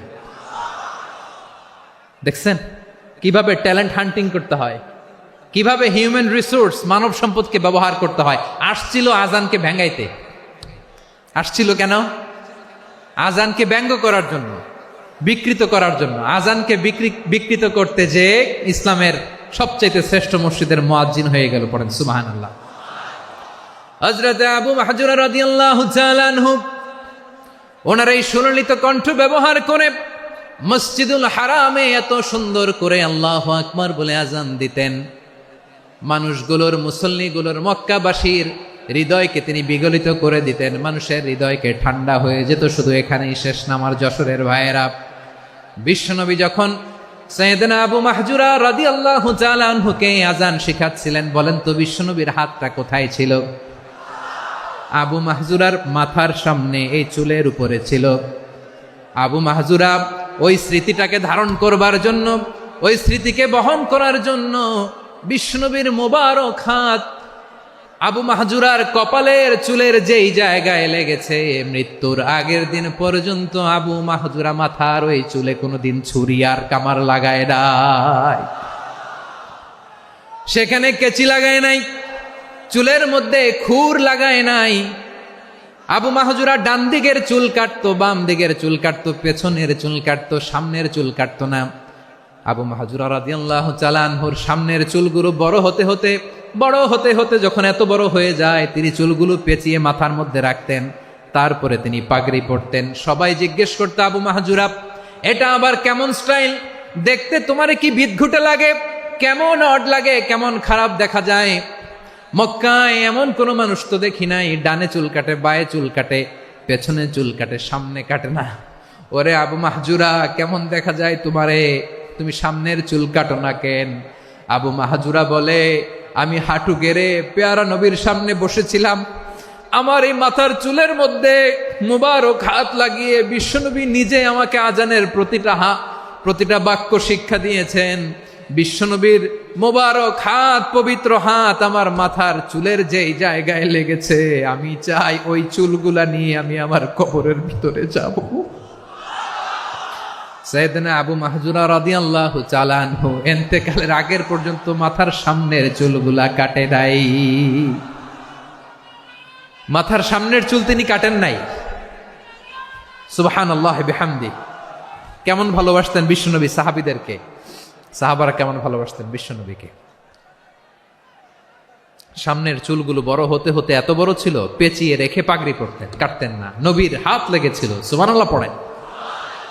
তাহলে what is the lesson, moral of the story কি? মোরাল অফ দ্য স্টোরি হচ্ছে, আসছিল আজানকে ব্যঙ্গ করার জন্য, বিকৃত করার জন্য, হয়ে গেল মসজিদুল হারামের মুয়াজ্জিন।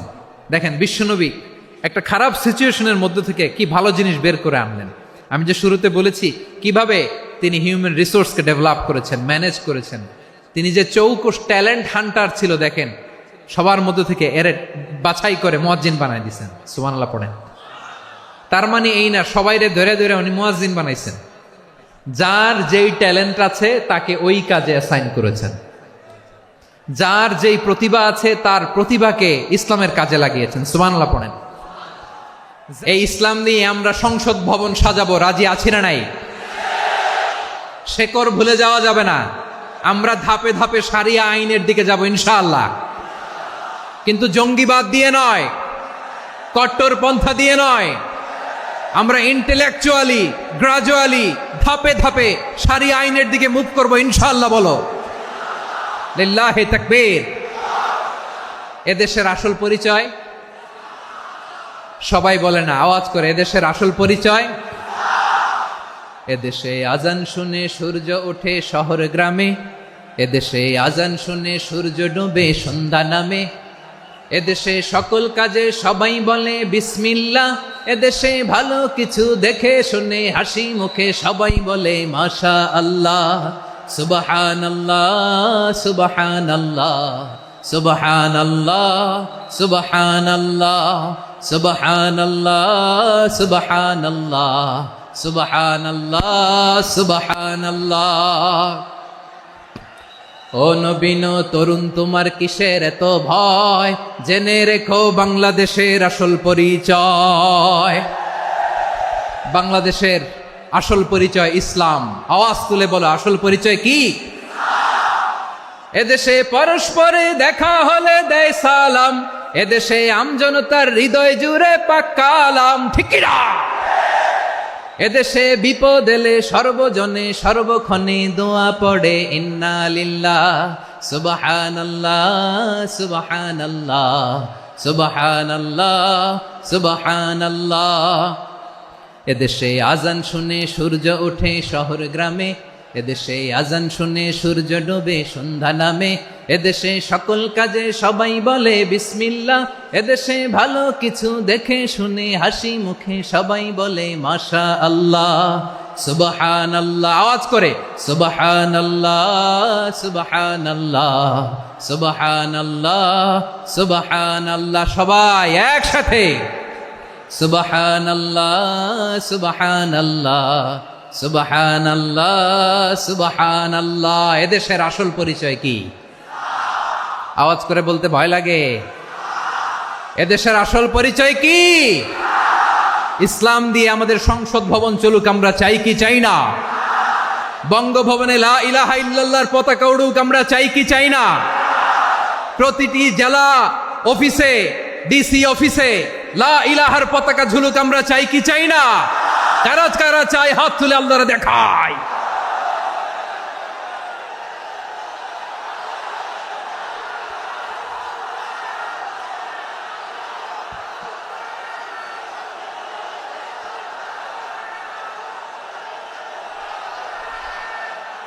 মাশা আল্লাহ, মাশা আল্লাহ, মাশা আল্লাহ, মাশা আল্লাহ। যশোর, আওয়াজ করে বলো, ভালো মানুষ না খারাপ মানুষ? বুঝে বলছো তো? মানুষ ভালো হলে যে কত ভালো। এই মানুষকে যত্ন নিলে, মানুষকে মানুষ বানালে যে সে কি হতে পারে শুনবা? হ্যাঁ, নাকি মোনাজাত দিয়ে দিব? শুনবা? তাহলে থামতে হবে। থামো, আমি যখন বলবো থামো থামো, তাকবীরের সময় দিলে তাকবীর, থামো থামো। মানুষকে যত্ন নিলে, হ্যাঁ এদিকে এদিকে, ড্রোন নামায় ফেলো। হয়েছে, ড্রোনের ফুটেজ হয়ে গেছে, এবার ড্রোন নামায় ফেলো। আমার দিকে তাকাও। মানুষকে, তোমরা এদিক সেদিক তাকালে তো গুরুত্বপূর্ণ পয়েন্ট মিস হয়ে যাবে। এদিকে এদিকে, হ্যাঁ মাস, ঠিক আছে, এদিকে। মানুষকে যত্ন নিলে মানুষের মধ্যে যে আল্লাহ কি পটেনশিয়াল রেখেছে। আমি জাপানের দুইটা উদাহরণ দেই। জাপানের, এই এই এভাবে এভাবে হবে, হয় বসো নয় পেছনে, কথা নাই, কথা তো বলাই যাবে না, হারাম কথা বলা আজকে, একেবারে চুপ। আজকের জন্য হারাম করে দিছে আমি, এই কিছু সময়ের জন্য একেবারে নিষিদ্ধ। জাপানের দুইটা উদাহরণ দেই, খেয়াল করে একটু শুনেন, বুঝবেন। আল্লাহ, 2022 সালে জাপানের সাথে জার্মানির খেলা, ফিফা ওয়ার্ল্ড কাপ 2022। এক পক্ষে জাপান, আরেক পক্ষে কোন দেশ? কথা শোনে নাই। এক পক্ষে কোন দেশ? আরেক পক্ষে? সবাই এক পক্ষে, আরেক পক্ষে। ওই খেলায় জিতেছিল জাপান, জিতেছিল 22 সালের এই ফিফা ওয়ার্ল্ড কাপে। জাপান ফুটবল খেলায় জিতে, as a part of their celebration তারা খেলার পরে পুরো স্টেডিয়ামটারে ক্লিন করে। The fan base of Japan, lakh lakh মানুষ খেলা দেখতে যায়, তো এত ডাস্টবিনও তো নাই। তো যারা ডাস্টবিনে জায়গা পায় নাই, তারা এই যে চকলেটের প্যাকেট, পানির বোতল, চিপসের প্যাকেট তারা এদিকে সেদিকে রেখে দিয়েছে।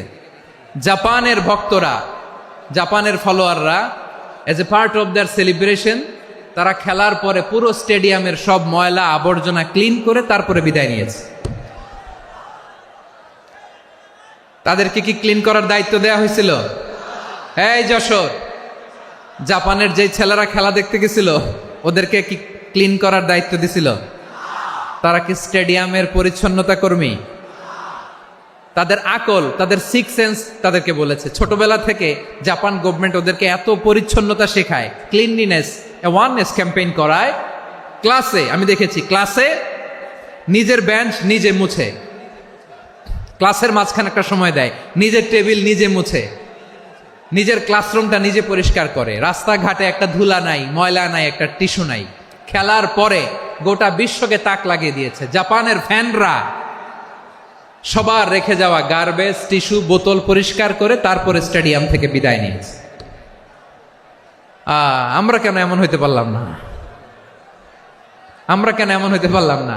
জাপানের যারা এগুলো করছে ওদের 3টা করে চোখ না? চোখ তো 3টা, জাপানো লাগো, জাপানো লাগো। হাত তো 4টা, কান তো 6টা। হ্যাঁ, নাকি আমার মতো 2 হাত 2 কানালা মানুষ? চোখে দেখলে ওটা মানুষ না।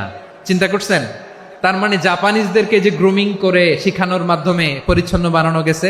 ওরা যেমনি মানুষ, আমরাও মানুষ। আমাদের সন্তানদেরকে শেখালে তারাও পারবে, পারবে কিনা? 2 নম্বর উদাহরণ বলি। চট্টগ্রাম ফেনীতে যারা গিয়েছেন, মেঘনা গোমতী ব্রিজ প্রকল্প নাম শুনছেন? মেঘনা একটা ব্রিজ পার হওয়া লাগে। এই মেঘনা গোমতী, এখানে 3টা ব্রিজ, কাঁচপুর সহ এই 3টা ব্রিজের নির্মাণ কাজ, রেনোভেশনের কাজ দেয়া হয়েছিল জাপানের একটা কোম্পানিকে। কাকে? জাপানের কোম্পানি। নির্মাণ শেষে 738 কোটি টাকা বেঁচে গেছিল, এটা গভর্নমেন্টের হাতে দিয়ে তারা বিদায় নিয়েছে। কত টাকা? 738 কোটি টাকা। যত প্রাক্কলিত ব্যয় নির্ধারণ করা হয়েছে সব টাকা সরকার, তৎকালীন সরকার, 2019-এর সরকার, কারা ছিল তো জানেন? এই 2019-এর সরকার তাদেরকে দিয়েছে।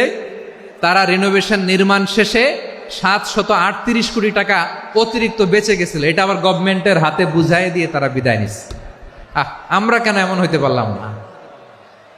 জাপানের ওরাও মানুষ, আমরাও মানুষ। তার মানে মানুষে মানুষে পার্থক্য আছে না নাই? আচ্ছা, জাপানের 2টা উদাহরণ দিলাম, এবার আমার দেশের 2টা উদাহরণ দিব না? বাংলাদেশের দুটা উদাহরণ দেয়। 1 নম্বর উদাহরণ, গত সপ্তাহে আপনারা জানেন কক্সবাজার আমার একটা প্রোগ্রাম ছিল, তো হেলিকপ্টারে গিয়েছিলাম।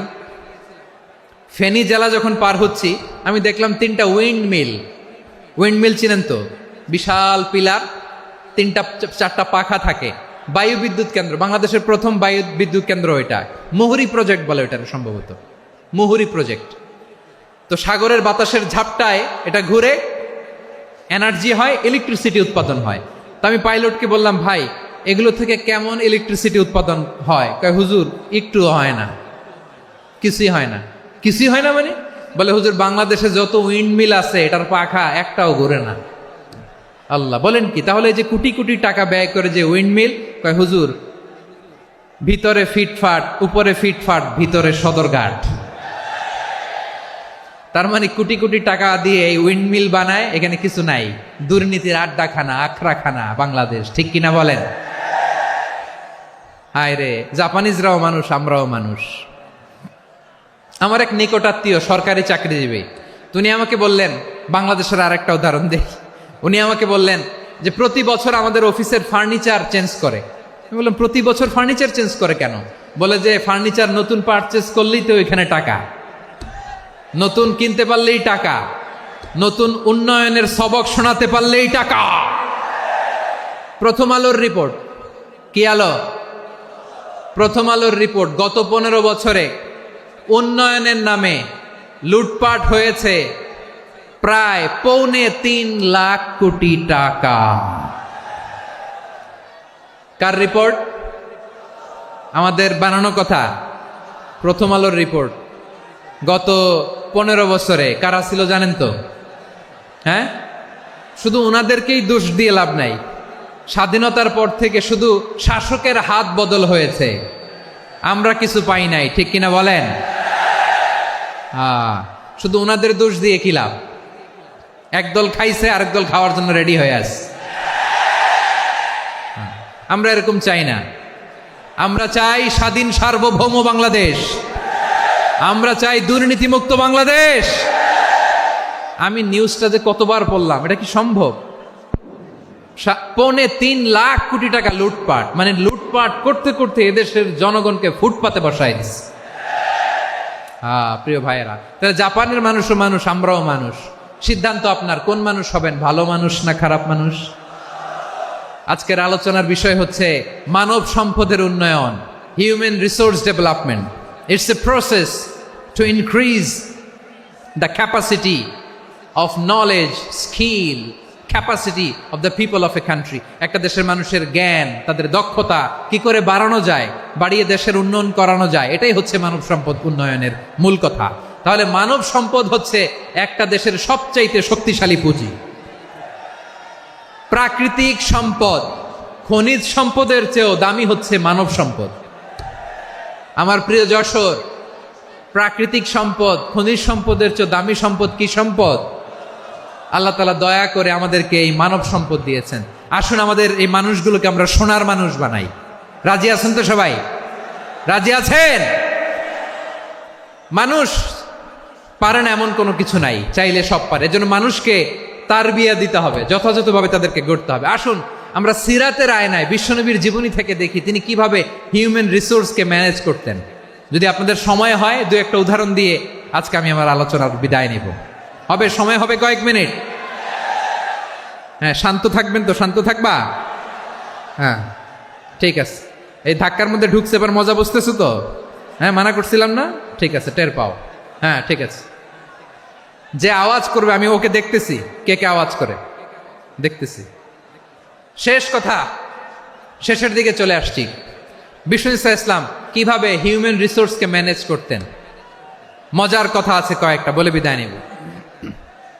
বিশ্বনবী কিভাবে এই মানব সম্পদকে ম্যানেজ করতেন। বিশ্বনবী, he was a very good talent hunter, চৌকস ট্যালেন্ট হান্টার ছিল।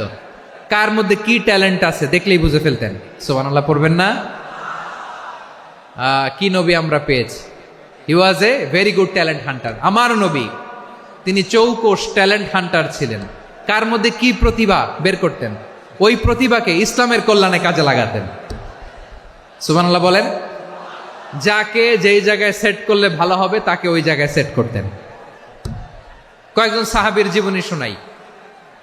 আবু মাহজুরা রাদিয়াল্লাহু তাআলা আনহু, মক্কার মুয়াজ্জিন, আগে ছিল মুশরিক, পরে হয়েছেন মুমিন। উনি কিভাবে মুমিন হইলেন এই ঘটনাটা একটু আপনাদের শোনাতে চাই। তো আপনাদের তো সময় নাই হাতে, হ্যাঁ সময় আছে? এই জেনজি শেষ করে দিল আজকের প্রোগ্রামটা। 1 ঘন্টা ধাক্কা ধাক্কি করে কেমনে দাঁড়ায় আছে আমি বুঝলাম না।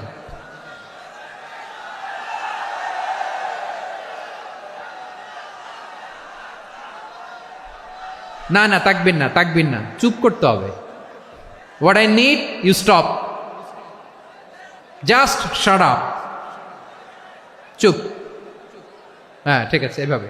আবু মাহজুরা রাদিয়াল্লাহু তাআলা আনহু কিভাবে মুসলিম হলেন আওয়াজ করে শুনেন। হুনাইনের যুদ্ধ 8ম হিজরি, বিষ্ণু ইসলাম হুনাইনের যুদ্ধ শেষে ফিরতেছেন। পথিমধ্যে বেলাল রাদিয়াল্লাহু তাআলা আনহু, এই যে আবার কথা, আই রে আল্লাহ রে, এখানে ধাক্কা ধাক্কি কেন? চলে যাও, পেছনে যাও, পেছনে যাও। কি আজীব তামাশা, যেখানে যায় এখানে ধাক্কা ধাক্কি, মারামারি, গায়ের উপরে কাঁধের উপরে শাউটিং। অনেক গুরুত্বপূর্ণ কথা পয়েন্ট করে নিয়ে আসে যে বলবো, এই শাউট করার কারণে প্রোগ্রামটাই নষ্ট করে দেয়। আসছে আমার ভালোবাসা দেখাইতে, প্রোগ্রামটাই শেষ করে দিয়ে চলে যায়। স্টপ, আবার কথা বল, স্টপ। হুনাইনের যুদ্ধে 8ম হিজরি, কত হিজরি সবাই বলেন না একটু, কত হিজরি? 8ম হিজরিতে হুনাইনের যুদ্ধে রাসূল সাল্লাল্লাহু আলাইহি ওয়াসাল্লাম ফিরে আসতেছেন মদিনায়। পথিমধ্যে বেলাল রাদিয়াল্লাহু তাআলা আনহু আজান দিচ্ছেন। কি দিচ্ছেন? তো পাশে ছিল মুশরিকদের একটা পল্লী, কিছু মুশরিক তরুণ, কিছু অমুসলিম কিশোর, তারা আজানকে ব্যঙ্গ করতেছে। আমাদের বাংলায় মুখ ভেঙ্গানো বলে আর কি। বেলাল রাদিয়াল্লাহু তাআলা আনহু আজান দিচ্ছেন, ওই বাচ্চাগুলো মুশরিক, তো ওরা আজানকে ব্যঙ্গ করতেছে, বিকৃতি করে ওরাও আজান দিচ্ছে। উদ্দেশ্য হচ্ছে আজানকে নিয়ে ঠাট্টা করা। উদ্দেশ্য কি? ঠাট্টা করা। ব্যাপারটা মনে কষ্ট পাওয়ার মতো ব্যাপার না?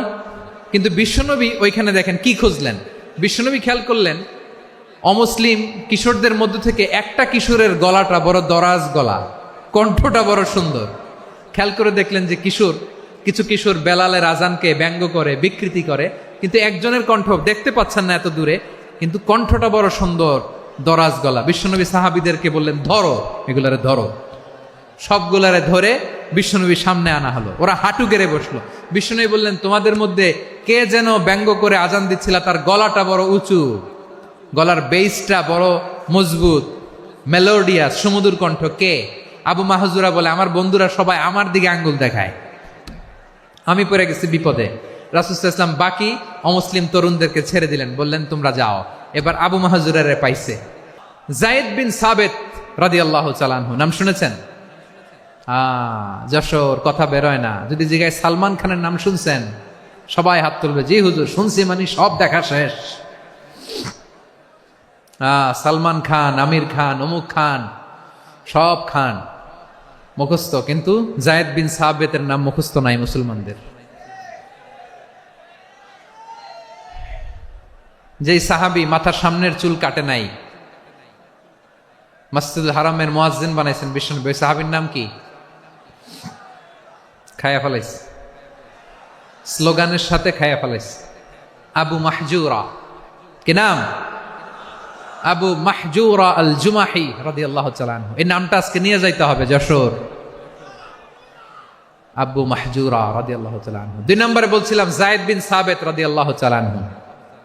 বিশ্বনবী দেখলেন মদিনার এই আনসারী সাহাবী হাইলি ট্যালেন্টেড, ইন্টেলেকচুয়াল, মেরিটোরিয়াস, জ্ঞানের প্রতি তার আকর্ষণ, মারাত্মক আকর্ষণ। বিশ্বনবী তাকে দায়িত্ব দিলেন, কোরআন যা নাজিল হয় তুমি লিখো, কাতিবুল ওয়াহি বানায় দিলেন। সুবহানাল্লাহ।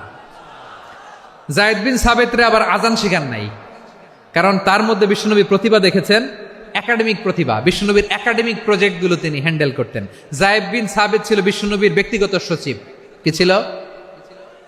ব্যক্তিগত সচিব, বোঝেন নাই? বিশ্বনবীর ব্যক্তিগত সচিব এবং দোভাষী।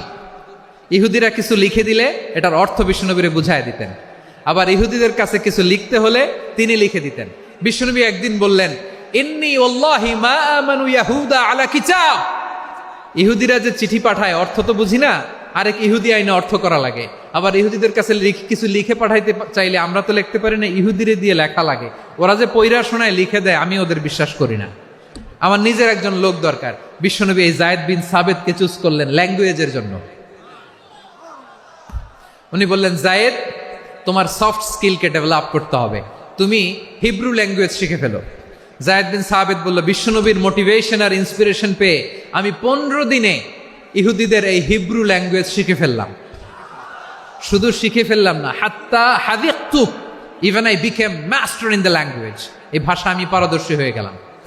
এরপরে ইহুদিরা চিঠি লিখে পাঠালে আর কোনো ইহুদি ডাকা লাগতো না, আমি নবীর এটার অর্থ শুনে পরে বুঝায় দিতাম। আবার ইহুদিদের কাছে চিঠি লেখা লাগলে আমি যায়েদ বিন সাবেত চিঠি লিখে দিতাম। সুবহানাল্লাহ। দেখেন, এত সাহাবীর মধ্য থেকে বিশ্বনবীর একাডেমিক প্রজেক্ট, ব্যক্তিগত সচিব, দোভাষী হিসেবে তিনি যায়েদ বিন সাবেতের মতো তরুণকে নির্বাচিত করেছেন। কেমন ট্যালেন্ট হান্টার ছিল আমার নবী! সুবহানাল্লাহ পড়বেন না? বিশ্বনবীর ইন্তেকালের পরে সাইয়েদনা আবু বকর রাদিয়াল্লাহু তাআলা আনহু যখন খলিফা হয়ে আসলেন, কোরআনকে সংকলনের দায়িত্ব দেয়া লাগবে, কোন সাহাবীকে দিবেন? সব সাহাবারা মিলে পরামর্শ করলেন। সাইয়েদনা আবু বকর, ওমর সবাই মিলে এই বিশাল কোরআন সংকলনের গুরু দায়িত্ব বিশ্বনবীর ব্যক্তিগত সচিব, বিশ্বনবীর দোভাষী, বিশ্বনবীর সিলেক্ট করাই লোক যায়েদ ইবনে সাবেত রাদিয়াল্লাহু তাআলা আনহুকে দিয়েছে। কোরআনের কপি তো আজকে এখানে রাখে নাই। এই যে আজকের যে কোরআন পড়েন, এটা আগে এরকম ছিল না। কোরআন নাজিল হলে সাহাবারা চামড়ার, ওটের চামড়ায় লিখে ফেলতো, ওটের চ্যাপ্টা হাড্ডির মধ্যে লিখে ফেলতো, গাছের গুড়ির মধ্যে লিখে ফেলতো, বিভিন্ন জনের কাছে ছড়ানো ছিটানো ছিল। আবু বকর রাদিয়াল্লাহু তাআলা আনহু একসাথে করলেন, পরবর্তীতে উসমান রাদিয়াল্লাহু তাআলা আনহু একসাথে করলেন। 114 সূরার এখন এই মুসহাফ, এই কম্পাইলেশন, এই কপি আমরা পেয়েছি, যার হিউজ কন্ট্রিবিউশন ছিল। এই পুরো কোরআন কম্পাইলেশনের প্রজেক্ট ম্যানেজার ছিল যায়েদ বিন সাবেত রাদিয়াল্লাহু তাআলা আনহু। কোরআন কম্পাইলেশনের প্রজেক্ট ম্যানেজার। দেখেন, উনারে মাথায় হাত দিয়ে আজান শিখায় নাই। সুবহানাল্লাহ কইবেন না? তাহলে প্রথম সাহাবী আবু মাহজুরাকে মুয়াজ্জিন বানাইলেন, যায়েদ বিন সাবেতকে ব্যক্তিগত সচিব আর দোভাষী বানালেন, মুসআব ইবনে উমাইর রাদিয়াল্লাহু তাআলা আনহুকে ইসলামের প্রথম অ্যাম্বাসেডর বানালেন। তাহলে তৃতীয় নাম্বার একজন সাহাবীর নাম বলছি, মুসআব ইবনে উমাইর। মুসআব কি নাম? নামটা কেমন লাগে? এই কয়েকজনের ভাল লাগে, বাকিদের ভাল লাগে না? ভাল লাগে?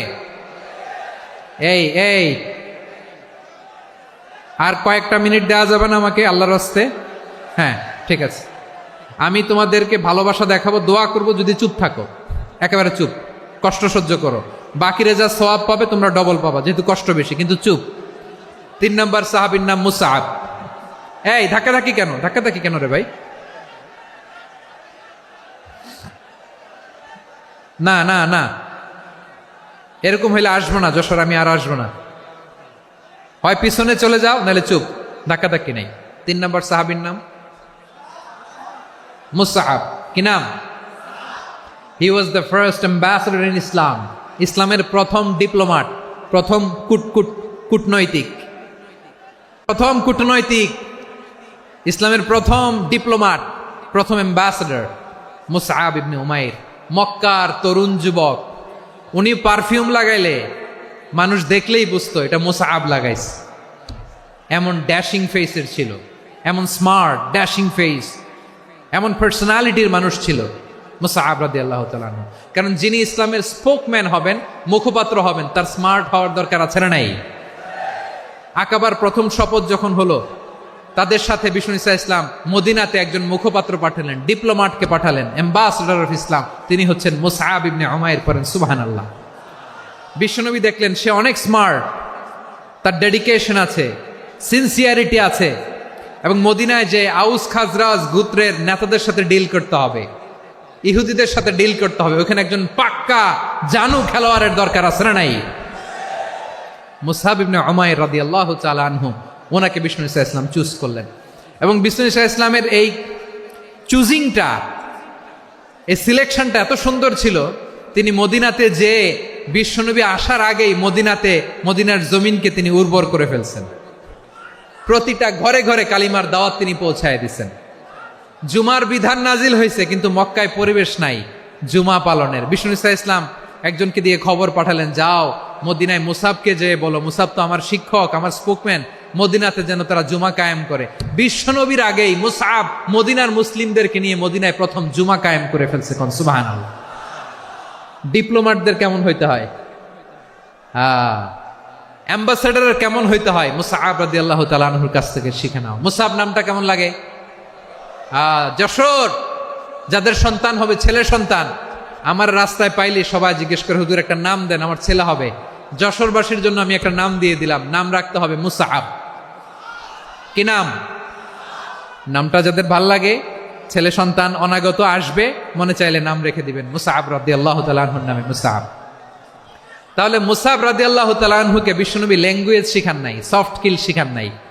যায়েদ রাদিয়াল্লাহু তিনি হিব্রু ল্যাঙ্গুয়েজ শিখেছেন, সুরিয়ানি শিখেছেন, কিন্তু মুসআবকে তিনি বানিয়েছেন the spokesman of Islam, the first diplomat, the ambassador of ইসলাম।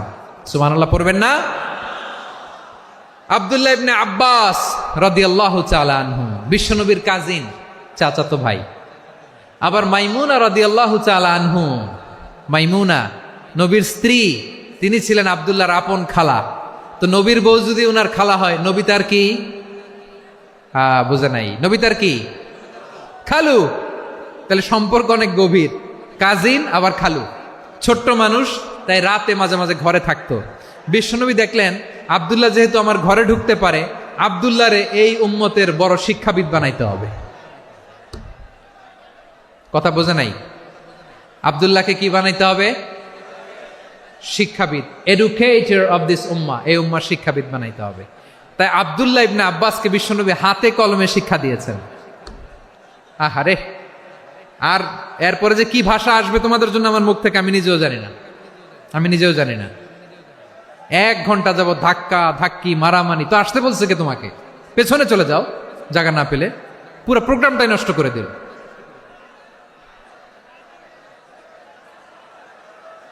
জি, আমার দিকে তাকান, আমি শেষ করে দিচ্ছি। হবে না, ইন্টেলেকচুয়াল আলোচনা এখানে হবে না, আমি বুঝতে পারছি, আমি শেষ করে দিচ্ছি।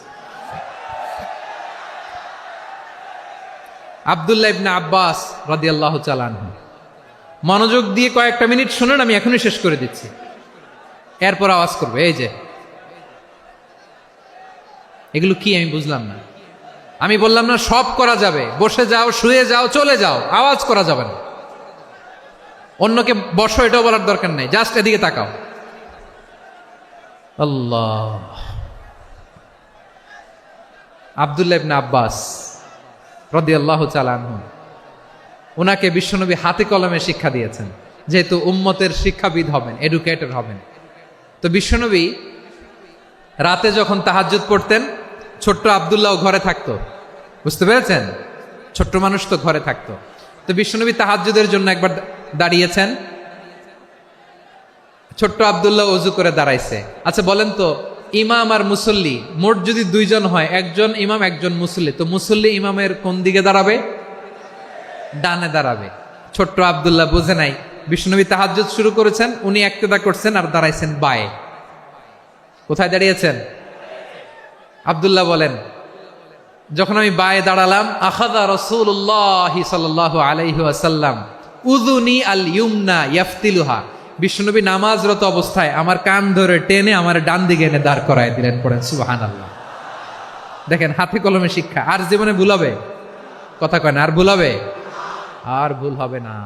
এভাবে বিশ্বনবীর অনেক সঙ্গ পেয়েছেন, সফর করেছেন, একই বাহনে বসেছেন, এক বাহনে বসে লম্বা নাসিহত করেছেন, বলেছেন, ইয়া গোলাম ইহফাজিল্লাহ ইয়াহফাজকা, ইহফাজিল্লাহ তাজিদহু তুজাহাক, ইযা সাআলতা ফাসআলিল্লাহ ওয়া ইযা ইসতাআনতা ফাসতাইন বিল্লাহ।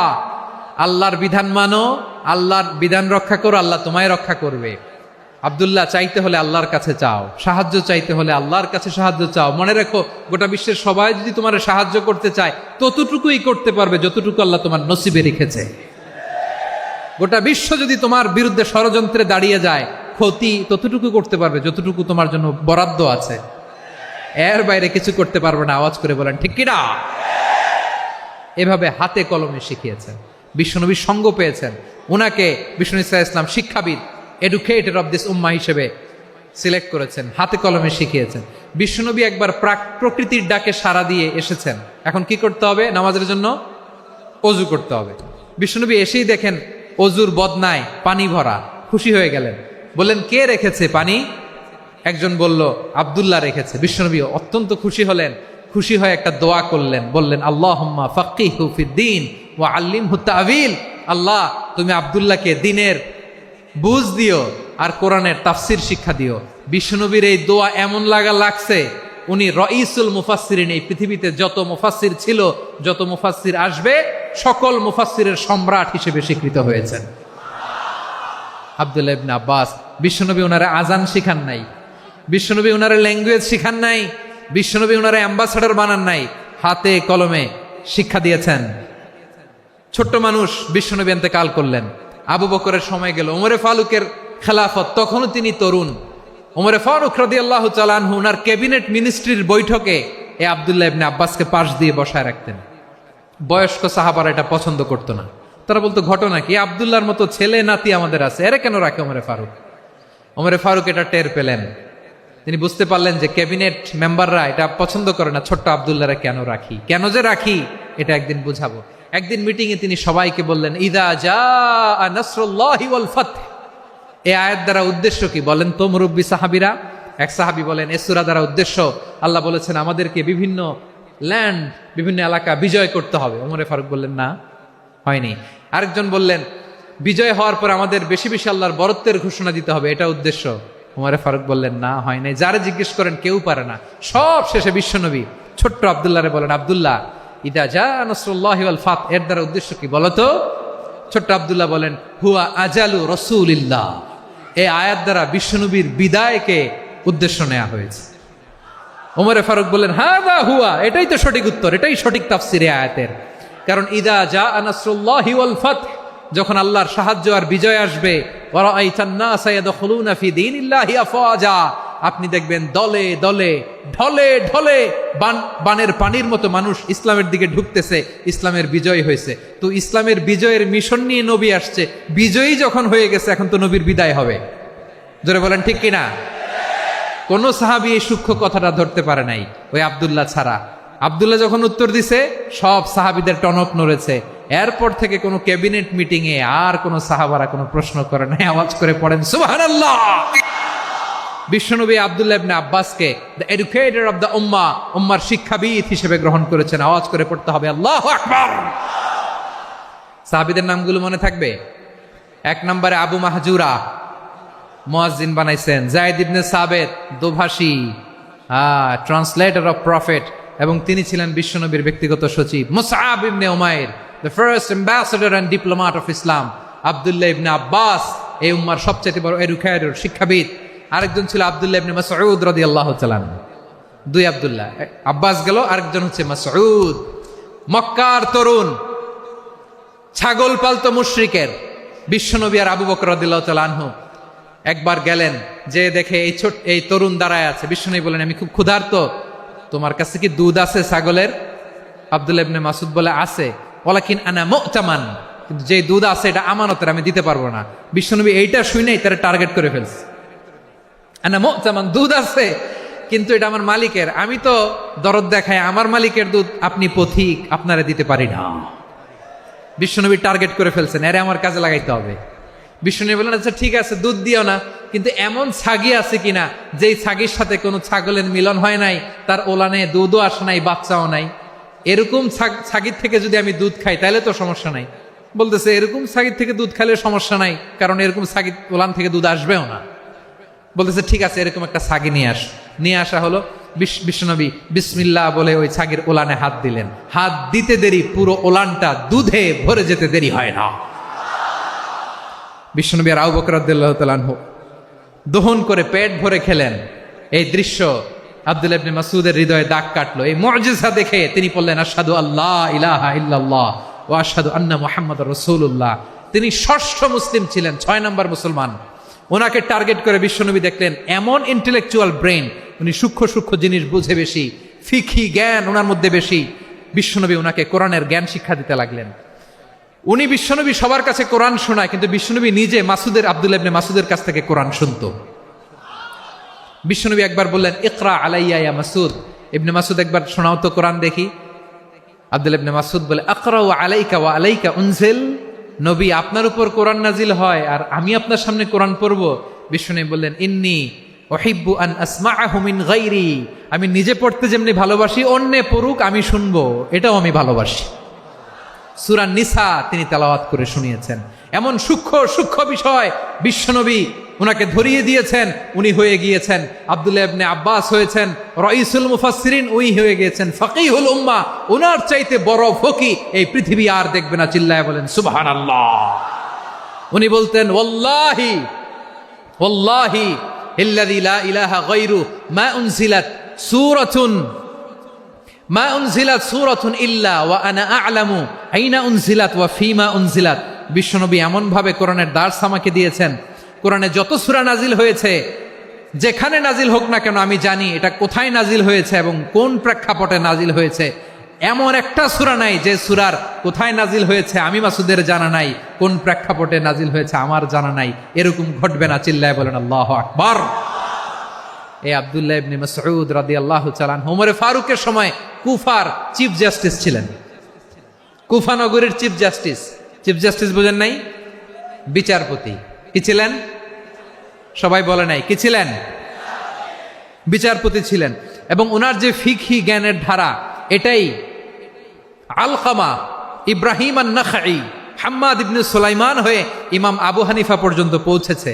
এবং ওনার ফিকহি জ্ঞানের ধারাই হানাফি মাযহাবে অ্যাকসেপ্ট হয়েছে। আজও এগুলো হানাফি মাযহাবে চর্চিত হয়। হানাফি মাযহাবের সব ফিক আব্দুল্লাহ ইবনে মাসউদের ফিকহি জ্ঞানের ধারা থেকে নেওয়া হয়েছে। চিল্লায় পড়েন সুবহানাল্লাহ। তাহলে উনাকে বিশ্বনবী বানিয়েছেন জুরিস্ট, আইনবিদ, ফকিহ। উনারে আজান শিখান নাই। হিউম্যান রিসোর্স ডেভেলপমেন্ট কিভাবে করবেন, মানব সম্পদের উন্নয়ন কিভাবে করতে হয়, কিভাবে যার যেখানে প্রতিভা কাজে লাগাতে হয় উনি দেখিয়েছেন। সুবহানাল্লাহ পড়বেন না? খালিদ বিন ওয়ালিদ নাম শুনছেন?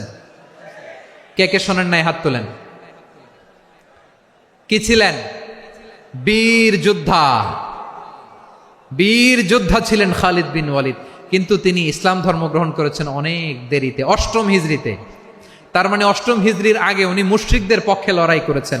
ওনার হাতে কত মুসলিম সাহাবী যে নিহত হয়েছে হিসাব নাই। বিশ্বনবী টার্গেট করে রাখছে, তুমি আমাদের মুসলিমদের এত ক্ষতি করলা, তুমি যখন মুসলমান হবা তোমারে দিয়ে আমি এমন কাম করামু যে এটা আর কেউ করতে পারবে না। সুবহানাল্লাহ নাই? যশোর ক্লান্ত হয়ে গেছে।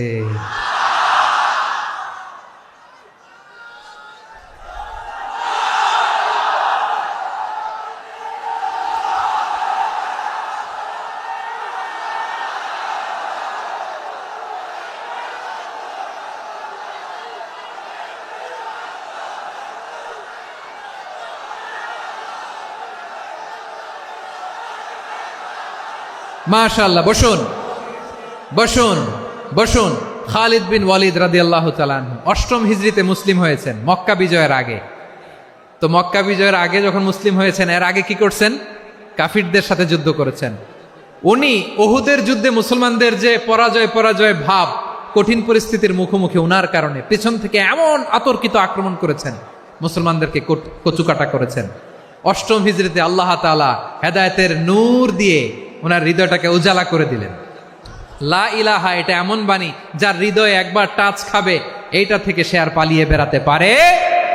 ঝিনুকের ভেতর লুকিয়ে থাকে যেমন মতি, ঝিনুকের ভেতর লুকিয়ে থাকে যেমন মতি, কলমা শাহাদাতে আছে আল্লাহর জ্যোতি, কলমা শাহাদাতে আছে আল্লাহর জ্যোতি। ঠিক কিনা বলেন? মক্কা বিজয়ের আগে মুসলিম হলেন, হওয়ার পরেই বিশ্বনবীর টার্গেট ফুলফিল হলো। ওই যে টার্গেট করে রেখেছেন আর দোয়া করেছেন, খালিদ বিন ওয়ালিদ যদি মুসলিম হয় তাকে আমি মিলিটারি চিফ বানাবো। ওনাকে আজান শিখান নাই, ওনারে কান ধইরা নামাজের এই মাথা থেকে ওই মাথা আনান নাই, ফিকহি কোরআনের সূক্ষ্ম তাফসীর ওনারে শিখান নাই, অ্যাম্বাসেডর বানান নাই।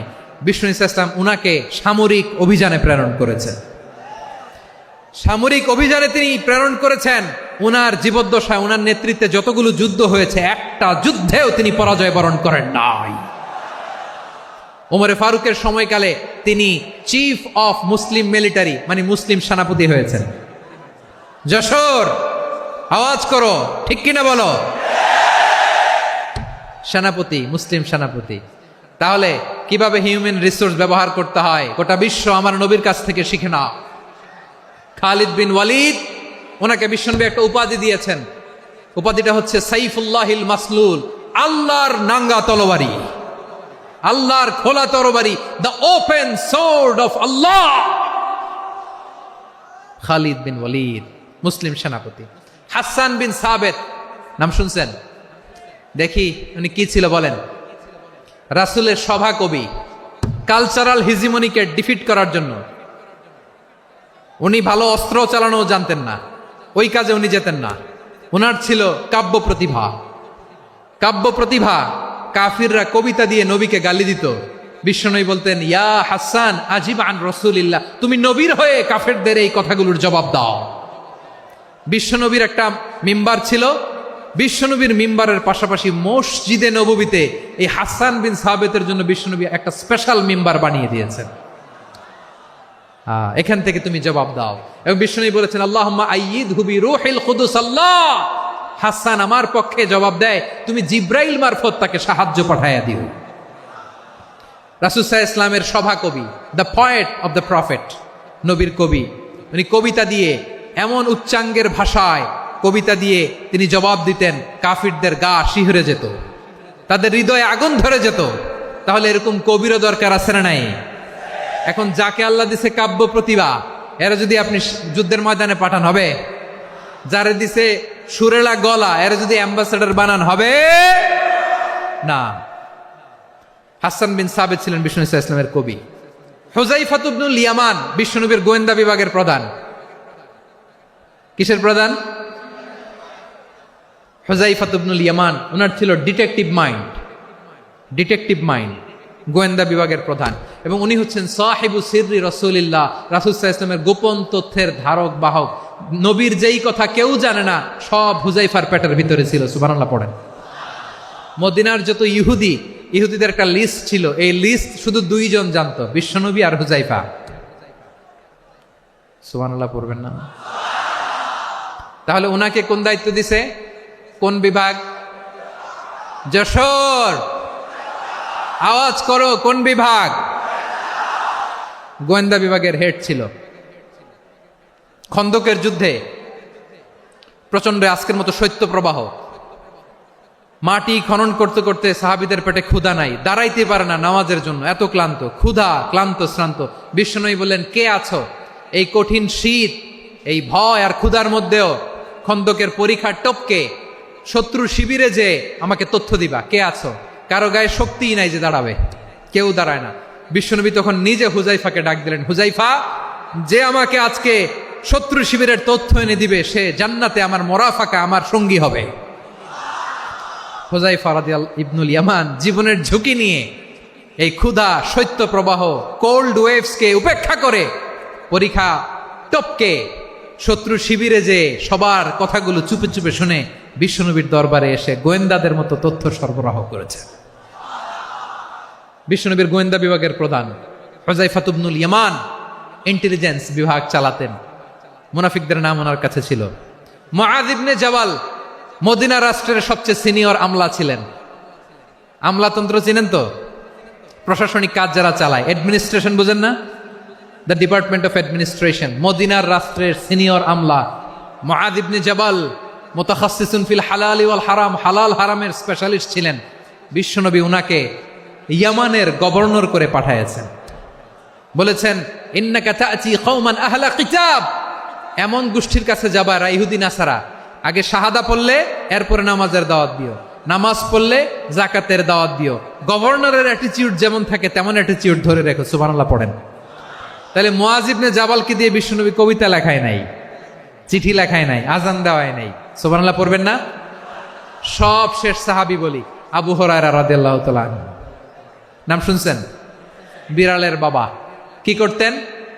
খালি হাদিস মুখস্থ করতেন। উনি বলতেন আলজামু রাসূলুল্লাহ আলা মিল ইবাতনি, আমার শুধু পেটের ক্ষুধার বন্দোবস্ত হইলে আমি নবীর সঙ্গ ছাড়তাম না। আমার আনসার সাহাবারা ক্ষেত খামারের কাজ করত, আমার মুহাজির সাহাবারা ব্যবসা করত, আর আমি নবীর সাথে সাথে থাকতাম। শুধু সকাল বিকাল দুই বেলা যদি আমার খাবারের বন্দোবস্ত হয়, আমি আর নবীর লক ছাড়ি না।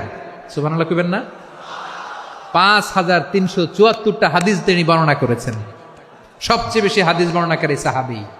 হাদিস প্রিজার্ভেশনের কাজে বিশ্বনবী ওনাকে কাজে লাগিয়েছেন। উনি একদিন বলেন, ইয়া রাসূলুল্লাহ আসমাউ মিনকা কাসীরান ফালা আহফাজু, নবী অনেক কথা শুনি আমার মনে থাকে না। বিষ্ণু বললেন তাই? উবসুত রিদাক, তোমার চাদরটা বিছাও। আবু হুরায়রা বিছালেন, বিশ্বনবী হাত বুলায় দিলেন, এরপরে অনেক হাদিস বর্ণনা করলেন। আবু হুরায়রা বলে, তারপর থেকে বিশ্বনবী যাই বর্ণনা করে আমি শুনি আর একটাও বলি না। এখন সুবহানাল্লাহ। বিশ্বনবী ওনাকে হাদিস প্রিজার্ভেশন, নবীর এই যে লক্ষ্য হাদিস প্রিজার্ভেশনের এই দায়িত্ব দিয়েছেন সাইয়েদনা আবু হুরায়রা রাদিয়াল্লাহু তাআলা আনহুকে। প্রিয় ভাইরা, তাহলে 10 জন সাহাবীর কথা যে বললাম, আপনারা কি খেয়াল করেছেন কত বড় ট্যালেন্ট হান্টার, চৌকস ট্যালেন্ট হান্টার ছিল আমার নবী। এক একজনের এক এক ট্যালেন্ট, এক এক কাজে অ্যাসাইন করেছেন, এক একজনকে এক এক দায়িত্ব দিয়েছেন, এক একজনের প্রতিভাকে এক একভাবে বিকশিত হওয়ার সুযোগ দিয়েছেন। আওয়াজ করে বলেন ঠিক কি না? এখন আমার পর্দার আড়ালে আমার মায়েরা বলবে, এতগুলো পুরুষ সাহাবীর কথা বললো, নারী সাহাবীরা কি কিছু করে নাই? হ্যাঁ, একজন নারী সাহাবীর কথা বলে মোনাজাত হবে, দোয়া ছাড়া কেউ যাব না। রুফাইদা আল আসলামিয়া রাদিয়াল্লাহু তাআলা আনহা, ওনার বাবার নাম সাআদ আল আসলামি। বিশ্বনবী কি খেয়াল করলেন দেখেন, সাআদ ছিল মদিনার বড় ডাক্তার। এই নারী সাহাবী রুফাইদা বাবার কাছ থেকে চিকিৎসা বিদ্যা শিখেছেন। যখন শিখছে, বিশ্বনবী দেখলেন আমার তো প্রতি সপ্তাহে সপ্তাহে যুদ্ধে আহত সাহাবীদের সেবা দিবে কে? বিশ্বনবী রুফাইদাকে বললেন, রুফাইদা তুমি মসজিদে নববীর পাশে একটা মেডিকেল ক্যাম্প করো। এই যে সাকিনা আদ্দিন মেডিকেলের আমার ছাত্রী বন্ধুরা, শুনে রাখো, তোমাদের আইকন হচ্ছে এই রুফাইদা আল আসলামিয়া। বিশ্বনবীর ডিরেকশন অনুযায়ী তিনি মসজিদে নববীর পাশে একটা মেডিকেল ক্যাম্প করলেন এবং আহত সাহাবাদের চিকিৎসা উনি ওনার টিম নিয়ে দিতেন। বিশ্বনবীর পরামর্শে উনি আনসারি এবং মুহাজির মহিলা সাহাবীদেরকে নিয়ে একটা স্পেশাল মেডিকেল টিম গঠন করলেন। খায়বার যুদ্ধে 7ম হিজরিতে যখন বিশ্বনবী যায়, উনি ওনার টিম নিয়ে আসলেন, বললেন, ইয়া রাসূলুল্লাহ আমরা তো তলোয়ার চালাতে পারি না, আমরা তো তীর মারতে পারি না, আপনি যদি অনুমতি দেন খায়বার অভিযানে আমি আমার টিম নিয়ে মেডিকেল টিমের সেবাটা সার্ভিসটা দিতে চাই। পড়েন সুবহানাল্লাহ। বিশ্বনবী অনুমতি দিলেন, যোদ্ধা সাহাবীদের সাথে রুফাইদা আল আসলামিয়া উনিও মেডিকেল টিম নিয়ে অগ্রসর হলেন। খায়বারের প্রতিটা আহত ইনজুর্ড সাহাবী যারা ইনজুরির শিকার হয়েছেন, সবাই রুফাইদা আল আসলামিয়ার এই মেডিকেল ক্যাম্প থেকে চিকিৎসা সহায়তা পেয়েছেন। সুবহানাল্লাহ পড়েন। দেখেন কিভাবে বিশ্বনবী ট্যালেন্ট বাছাই করতেন। আপনি অবাক হবেন, বাহরাইনের মেডিকেল ইউনিভার্সিটিতে রুফাইদা আল আসলামিয়া মেডিকেল প্রাইজ অ্যাওয়ার্ড প্রতি বছর দেয়া হয়। যদি 8 দিনের এই মেডিকেল আমার বোনেরা যদি জেনে থাকো জানো, না হলে নতুন করে জানো, সার্চ দিও রুফাইদা আল আসলামিয়া মেডিকেল অ্যাওয়ার্ড বাহরাইনের ইউনিভার্সিটিতে দেওয়া হয়। প্রিয় ভাইয়েরা, তাহলে আলোচনার সামারি আমরা করি। বিশ্বনবী যার যেখানে ট্যালেন্ট তাকে ওইখানে কাজে লাগাতেন। আওয়াজ করে বলেন ঠিক কিনা? এবার একটা ইন্টারভিউ হবে, আওয়াজ করে বলেন, আবু মাহজুরাকে বিশ্বনবী কি বানাইছেন? হ্যাঁ, ভুলে গেছেন? সামনের চুলে হাত দিয়ে বিশ্বনবী কি সুন্দর গলায় আজান শিখালেন। মুয়াজ্জিন। যায়েদ বিন সাবিতকে একাডেমিক প্রজেক্টের দায়িত্ব দিয়েছেন, তিনি ছিলেন বিশ্বনবীর দোভাষী ব্যক্তিগত সচিব। মুসআব ইবনে Umair the first ambassador of Islam. Abdullah ইবনে আব্বাস উম্মার বড় শিক্ষাবিদ মুফাসসির। আব্দুল্লাহ ইবনে মাসউদ ছিলেন জুরিস্ট। কি ছিলেন? জুরিস্ট ছিলেন, এই উম্মার সবচেয়ে বড় জুরিস্ট। খালিদ বিন ওয়ালিদ সেনাপ্রধান। হাসান বিন সাবিত ছিলেন বিশ্বনবীর সভাকবি। কি ছিলেন? বিশ্বনবীর সভাকবি ছিলেন। এরপরে হুযায়ফা ইবনুল ইয়ামান কি ছিলেন? গোয়েন্দা বিভাগের প্রধান। মুআয ইবনে জাবাল কি ছিলেন? সিনিয়র আমলা। ইয়ামানের গভর্নর। আবু হুরায়রা রাদিয়াল্লাহু তাআলা আনহু হাদিস প্রিজার্ভেশনের কাজ করেছেন। আর আমাদের রুফাইদা আল আসলামিয়া রাদিয়াল্লাহু তাআলা আনহা কি ছিলেন? নার্স ছিলেন। নার্স হয়ে মেডিকেল সেবা দিয়েছেন। প্রিয় ভাইয়েরা, পুরো আলোচনার যদি সামারি করি তাহলে বিশ্বনবী যেভাবে হিউম্যান রিসোর্সকে ম্যানেজ করেছেন, যার যেখানে প্রতিভা কাজে লাগিয়েছেন, আমরাও যদি করি আমাদের বাংলাদেশের চিত্র আমরা পাল্টে যেতে পারবো। আমরা শুরুতে শুনেছি মানুষের আছে অসীম সম্ভাবনা, প্রতিটা মানুষ অনন্য, যত্ন নিলে, যথাযথ পরিচর্যা করলে মানুষ বিশ্ব জয় করতে পারে, ঠিক কিনা? আমাদের হাফেজে কোরআনের সামনে দাঁড়াতে পারে এমন কোনো হাফেজে কোরআন আল্লাহর জমিনে জন্ম হয় নাই। গোটা বিশ্ব কাঁপিয়ে তারা সেরা, আমাদের ক্রিকেটাররা সেরা, আমাদের তৈরি পোশাক শিল্প সেরা। এরকম অনেক অনেক সেরা জিনিস আছে, আমরা এগুলোরে নার্চারিং করতে পারি নাই, পরিচর্যা করতে পারি নাই, সঠিক তারবিয়াতের অভাব। তাহলে মানুষের অসীম সম্ভাবনাকে কাজে লাগাতে হবে, ঠিক কিনা বলেন? ইউনুস গভর্নমেন্টকে আমি বলবো, অল্প সময়ের জন্য আপনারা এসেছেন, সংস্কারও করতে হবে, আবার নির্বাচনও করতে হবে। সব সংস্কার হয়তো করতে পারবেন না, যতটুকু পারবেন এর মধ্যে আমাদের যে হিউজ ম্যান পাওয়ার, আমাদের যে মানব সম্পদ, হিউম্যান রিসোর্স, এটাকে ডেভেলপ করে আপনাদের যেতে হবে। যেটা পারবেন না সেটাকে পরবর্তী নির্বাচিত গভর্নমেন্টের কাছে রেখে যেতে হবে, যে তারা যেন করে, তাদের কাছে আপনারা এটা রেখে যাবেন। তাহলে মানুষ চাইলে বিশ্ব জয় করতে পারে। আর মানুষকে হারাতে পারে কেউ? জোরে বলো যশোর, মানুষকে হারাতে পারে কেউ? আল্লাহ আমাদেরকে জনসংখ্যা দিয়েছেন প্রিয় ভাইয়েরা। এই জনসংখ্যা অনেক বড় সম্পদ, এটা আমাদের জন্য অভিশাপ নয়, আশীর্বাদ। আমাদের জনসংখ্যাকে যদি আমরা জনশক্তিতে রূপান্তর করতে পারি, আজকে বাংলাদেশ যে অবস্থানে দাঁড়িয়ে আছে, বাংলাদেশ তার 20 গুণ উন্নতির শিখরে চলে যাবে। চিল্লায় বলো ঠিক কিনা? আমাদের শ্রমিক ভাইয়েরা বাইরে কাজ করে, আমাদের শ্রমজীবী ভাইয়েরা প্রবাহ গুরুত্ব দিতে হবে। আমাদের শ্রমের দাম সবচেয়ে কম, সবচেয়ে কম। তারা এম্বাসিতে গুরুত্ব পায় না, এয়ারপোর্টে গুরুত্ব পায় না। এই সরকার অবশ্য তাদেরকে অনেক গুরুত্ব দিচ্ছে। আমাদের অদক্ষ শ্রমিককে যখন আমরা দুবাই পাঠাই, অল্প বেতন পায়, কিন্তু ইন্ডিয়ানরা দক্ষ শ্রমিক পাঠাইলে তার 3 গুণ বেতন পায়। আমরা আমাদের শ্রমিকদেরকে অদক্ষ ভাবে আর পাঠাতে চাই না, দক্ষ শ্রমিক পাঠিয়ে আমরা রেমিটেন্সের বন্যা বইয়ে দেব। আমাদের শ্রমিকদের পাঠানো রেমিটেন্সের টাকায় সচল থাকে আমার দেশের অর্থনীতির চাকা। তাদেরকে সবচেয়ে গুরুত্ব দিতে হবে। আমরা পেয়েছি ফ্রিডম ফাইটার, মুক্তিযোদ্ধা, আর আমার প্রবাসী ভাইরা হচ্ছে রেমিটেন্স ফাইটার। জোরে বলো ঠিক কিনা? তাহলে আমাদের এই জনশক্তিকে জনসম্পদে ট্রান্সফর্ম করতে হবে, ঠিক কিনা বলেন? সরকার জনগণকে এভাবে পলিশ করতে হবে। মা বাবারা ছেলে মেয়েদের মধ্যে কার কোন যোগ্যতা তাকে ওইভাবে কাজে লাগাতে হবে। সবার এ প্লাস পাওয়ার কোনো দরকার নাই। আমাদের দেশে একটা টেন্ডেন্সি আছে, পরীক্ষায় এ প্লাস না পাইলে কই তুই কি করলি, পাশের বাড়ির ছেলে এ প্লাস পাইছে, যা ওর পা ধোয়া পানি খা। কি খা? তা আমি ভাবছি যে পা ধোয়া, এ প্লাস পাওয়া ছেলেদের পা ধোয়া পানির একটা পানির ব্র্যান্ড বানাইতে হবে। এরকম লেখা থাকবে, এ প্লাস পাওয়া ছেলেদের পা ধোয়া পানি। খাওয়া নাই, এগুলার খাওয়া নাই। ওরে আল্লাহ এ প্লাস পাওয়ার জন্য বানাইছে, আর আপনার ছেলেকে এই এ প্লাস গুলারে নিয়ন্ত্রণ করার জন্য আল্লাহ বানাইছে। ওকে দিয়ে আল্লাহ কি করবে আপনি জানেনই না। একটা এ প্লাস, একটা এ গ্রেড একটা মানুষের জীবনকে ঠিক করে দিতে পারে না। আপনার ছেলেকে আল্লাহ অন্যদিকে যোগ্যতা দিয়েছে। ওদের মনোবল ভাঙবেন না, খবরদার, খবরদার। ছেলে মেয়েদের মনোবল ভাঙবেন না।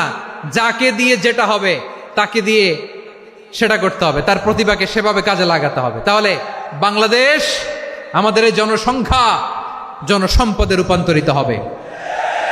আমাদের সরকারের তত্ত্বাবধানে আমাদের 18 কোটি জনগণ দক্ষ জনশক্তিতে রূপান্তরিত হোক। আমরা চাই কি চাই না? আমরা ভালো মানুষ, শ্রেষ্ঠ মানুষ হতে চাই কি চাই না? ওই জাপানিজদের মতো সৎ, ওই ইউরোপিয়ানদের মতো কালচার্ড। আমাদেরকে আল্লাহ তাআলা কোরআন সুন্নাহ অনেক কিছু দিয়েছেন। যেহেতু বর্তমানে আমরা দেখছি তারা সৎ, তাদের মধ্যে ভ্যালিউ আছে, সেগুলো আমাদের মধ্যে আনার দরকার আছে না নাই? আর ইসলাম দিয়ে আমাদের জীবনকে সাজাতে হবে, ইসলাম দিয়ে আমার পরিবারকে সাজাতে হবে। ইসলাম থেকে, কোরআন থেকে প্রেসক্রিপশন না নিলে জীবন সুন্দর হবে না। কোরআন থেকে প্রেসক্রিপশন না নিলে সমাজ সুন্দর হবে না। কোরআনের প্রেসক্রিপশন না মানলে রাষ্ট্র সুন্দর হবে না। কোরআনের প্রেসক্রিপশন অ্যাপ্লাই না করলে শুধু দুর্নীতি দমন কমিশন দিয়ে দুর্নীতি বন্ধ করা যাবে না। এজন্য কোরআনের আইন আমরা চাই কি চাই না? প্রিয় ভাইয়েরা, হিউম্যান রিসোর্স ডেভেলপমেন্ট, মানব সম্পদের উন্নয়ন, আমাদের সরকার যেন এদিকে নজর দেয়। আমরা যেন এই ব্যাপারে যত্নবান হয়ে উঠি। যাকে আল্লাহ যে যোগ্যতা দিয়েছে, এই যোগ্যতা দিয়ে আমরা যেন ইসলামের জন্য, দেশের জন্য কাজ করি। আমরা যেন আমাদের স্কিল ডেভেলপ করি, আমাদের পটেনশিয়ালকে ডেভেলপ করি। মোরালিটি, ভ্যালিউজ নিয়ে শায়েখ আহমদুল্লাহ আলোচনা করেছেন, এগুলো দিয়ে যেন আমরা আমাদেরকে সাজাই। আল্লাহ তাআলা আমাদের দেশকে তুমি নিরাপদ করো, আমরা পড়ি আমিন। আল্লাহ আমার 18 কোটি জনগণকে তুমি জনশক্তিতে রূপান্তরিত করো, আমিন। আল্লাহ আমরা হাতে হাত রেখে, কাঁধে কাঁধ মিলিয়ে ভাইয়ে ভাইয়ে যেন এই দেশকে গড়তে পারি, আল্লাহ তুমি তৌফিক দান করো, আমরা পড়ি আমিন। আমার প্রিয় মহিউদ্দিন ভাই বলেছেন, হুজুর এমন একটা ঘোষণাপত্র দিয়ে যাবেন আজকের এই ঐতিহাসিক যশোরের প্রোগ্রামে, যেটা গোটা বাংলাদেশে মানুষ এটার উপর আমল করে। আমি যে কথাটা বলেছি এটাই, আসুন আমরা আমাদের জনসংখ্যাকে জনসম্পদে ট্রান্সফর্ম করি। আমাদের জনসংখ্যাকে আমরা যেন জনশক্তিতে রূপান্তরিত করি। জনসংখ্যাকে ট্রান্সফর্ম করে জনশক্তি দিয়ে আমরা যেন আগামীর বাংলাদেশ, স্বাধীন বাংলাদেশ 2.0-কে গড়ে তুলি। আল্লাহ তাআলা আমাদের সবাইকে কথাগুলো বোঝার, আমল করার তৌফিক দান করুন। এই জেনজি, ক্ষমা করে দিও আমাকে, অনেক ধমক দিছি, বকা দিছি। আল্লাহ তোমাদেরকে করুক, কবুল করুক, যশোরবাসীকে কবুল করুক, দিনকে কবুল করুক, এই মেডিকেল কলেজকে কবুল করুক, ইসলামের জন্য বাদ ভাঙা এই জোয়ার এবং উচ্ছ্বাসকে আল্লাহ তাআলা কবুল করুক। হাযা মা ইনদি ওয়াল ইলমু ইনদাল্লাহ আলাইহি তাওয়াক্কালতু ওয়া ইলাইহি উনীব। সুবহানাকাল্লাহুম্মা বিহামদিকা আশহাদু আল্লা ইলাহা ইল্লা আনতা আস্তাগফিরুকা ওয়া আতুবু ইলাইক। আল্লাহুম্মা আমিন।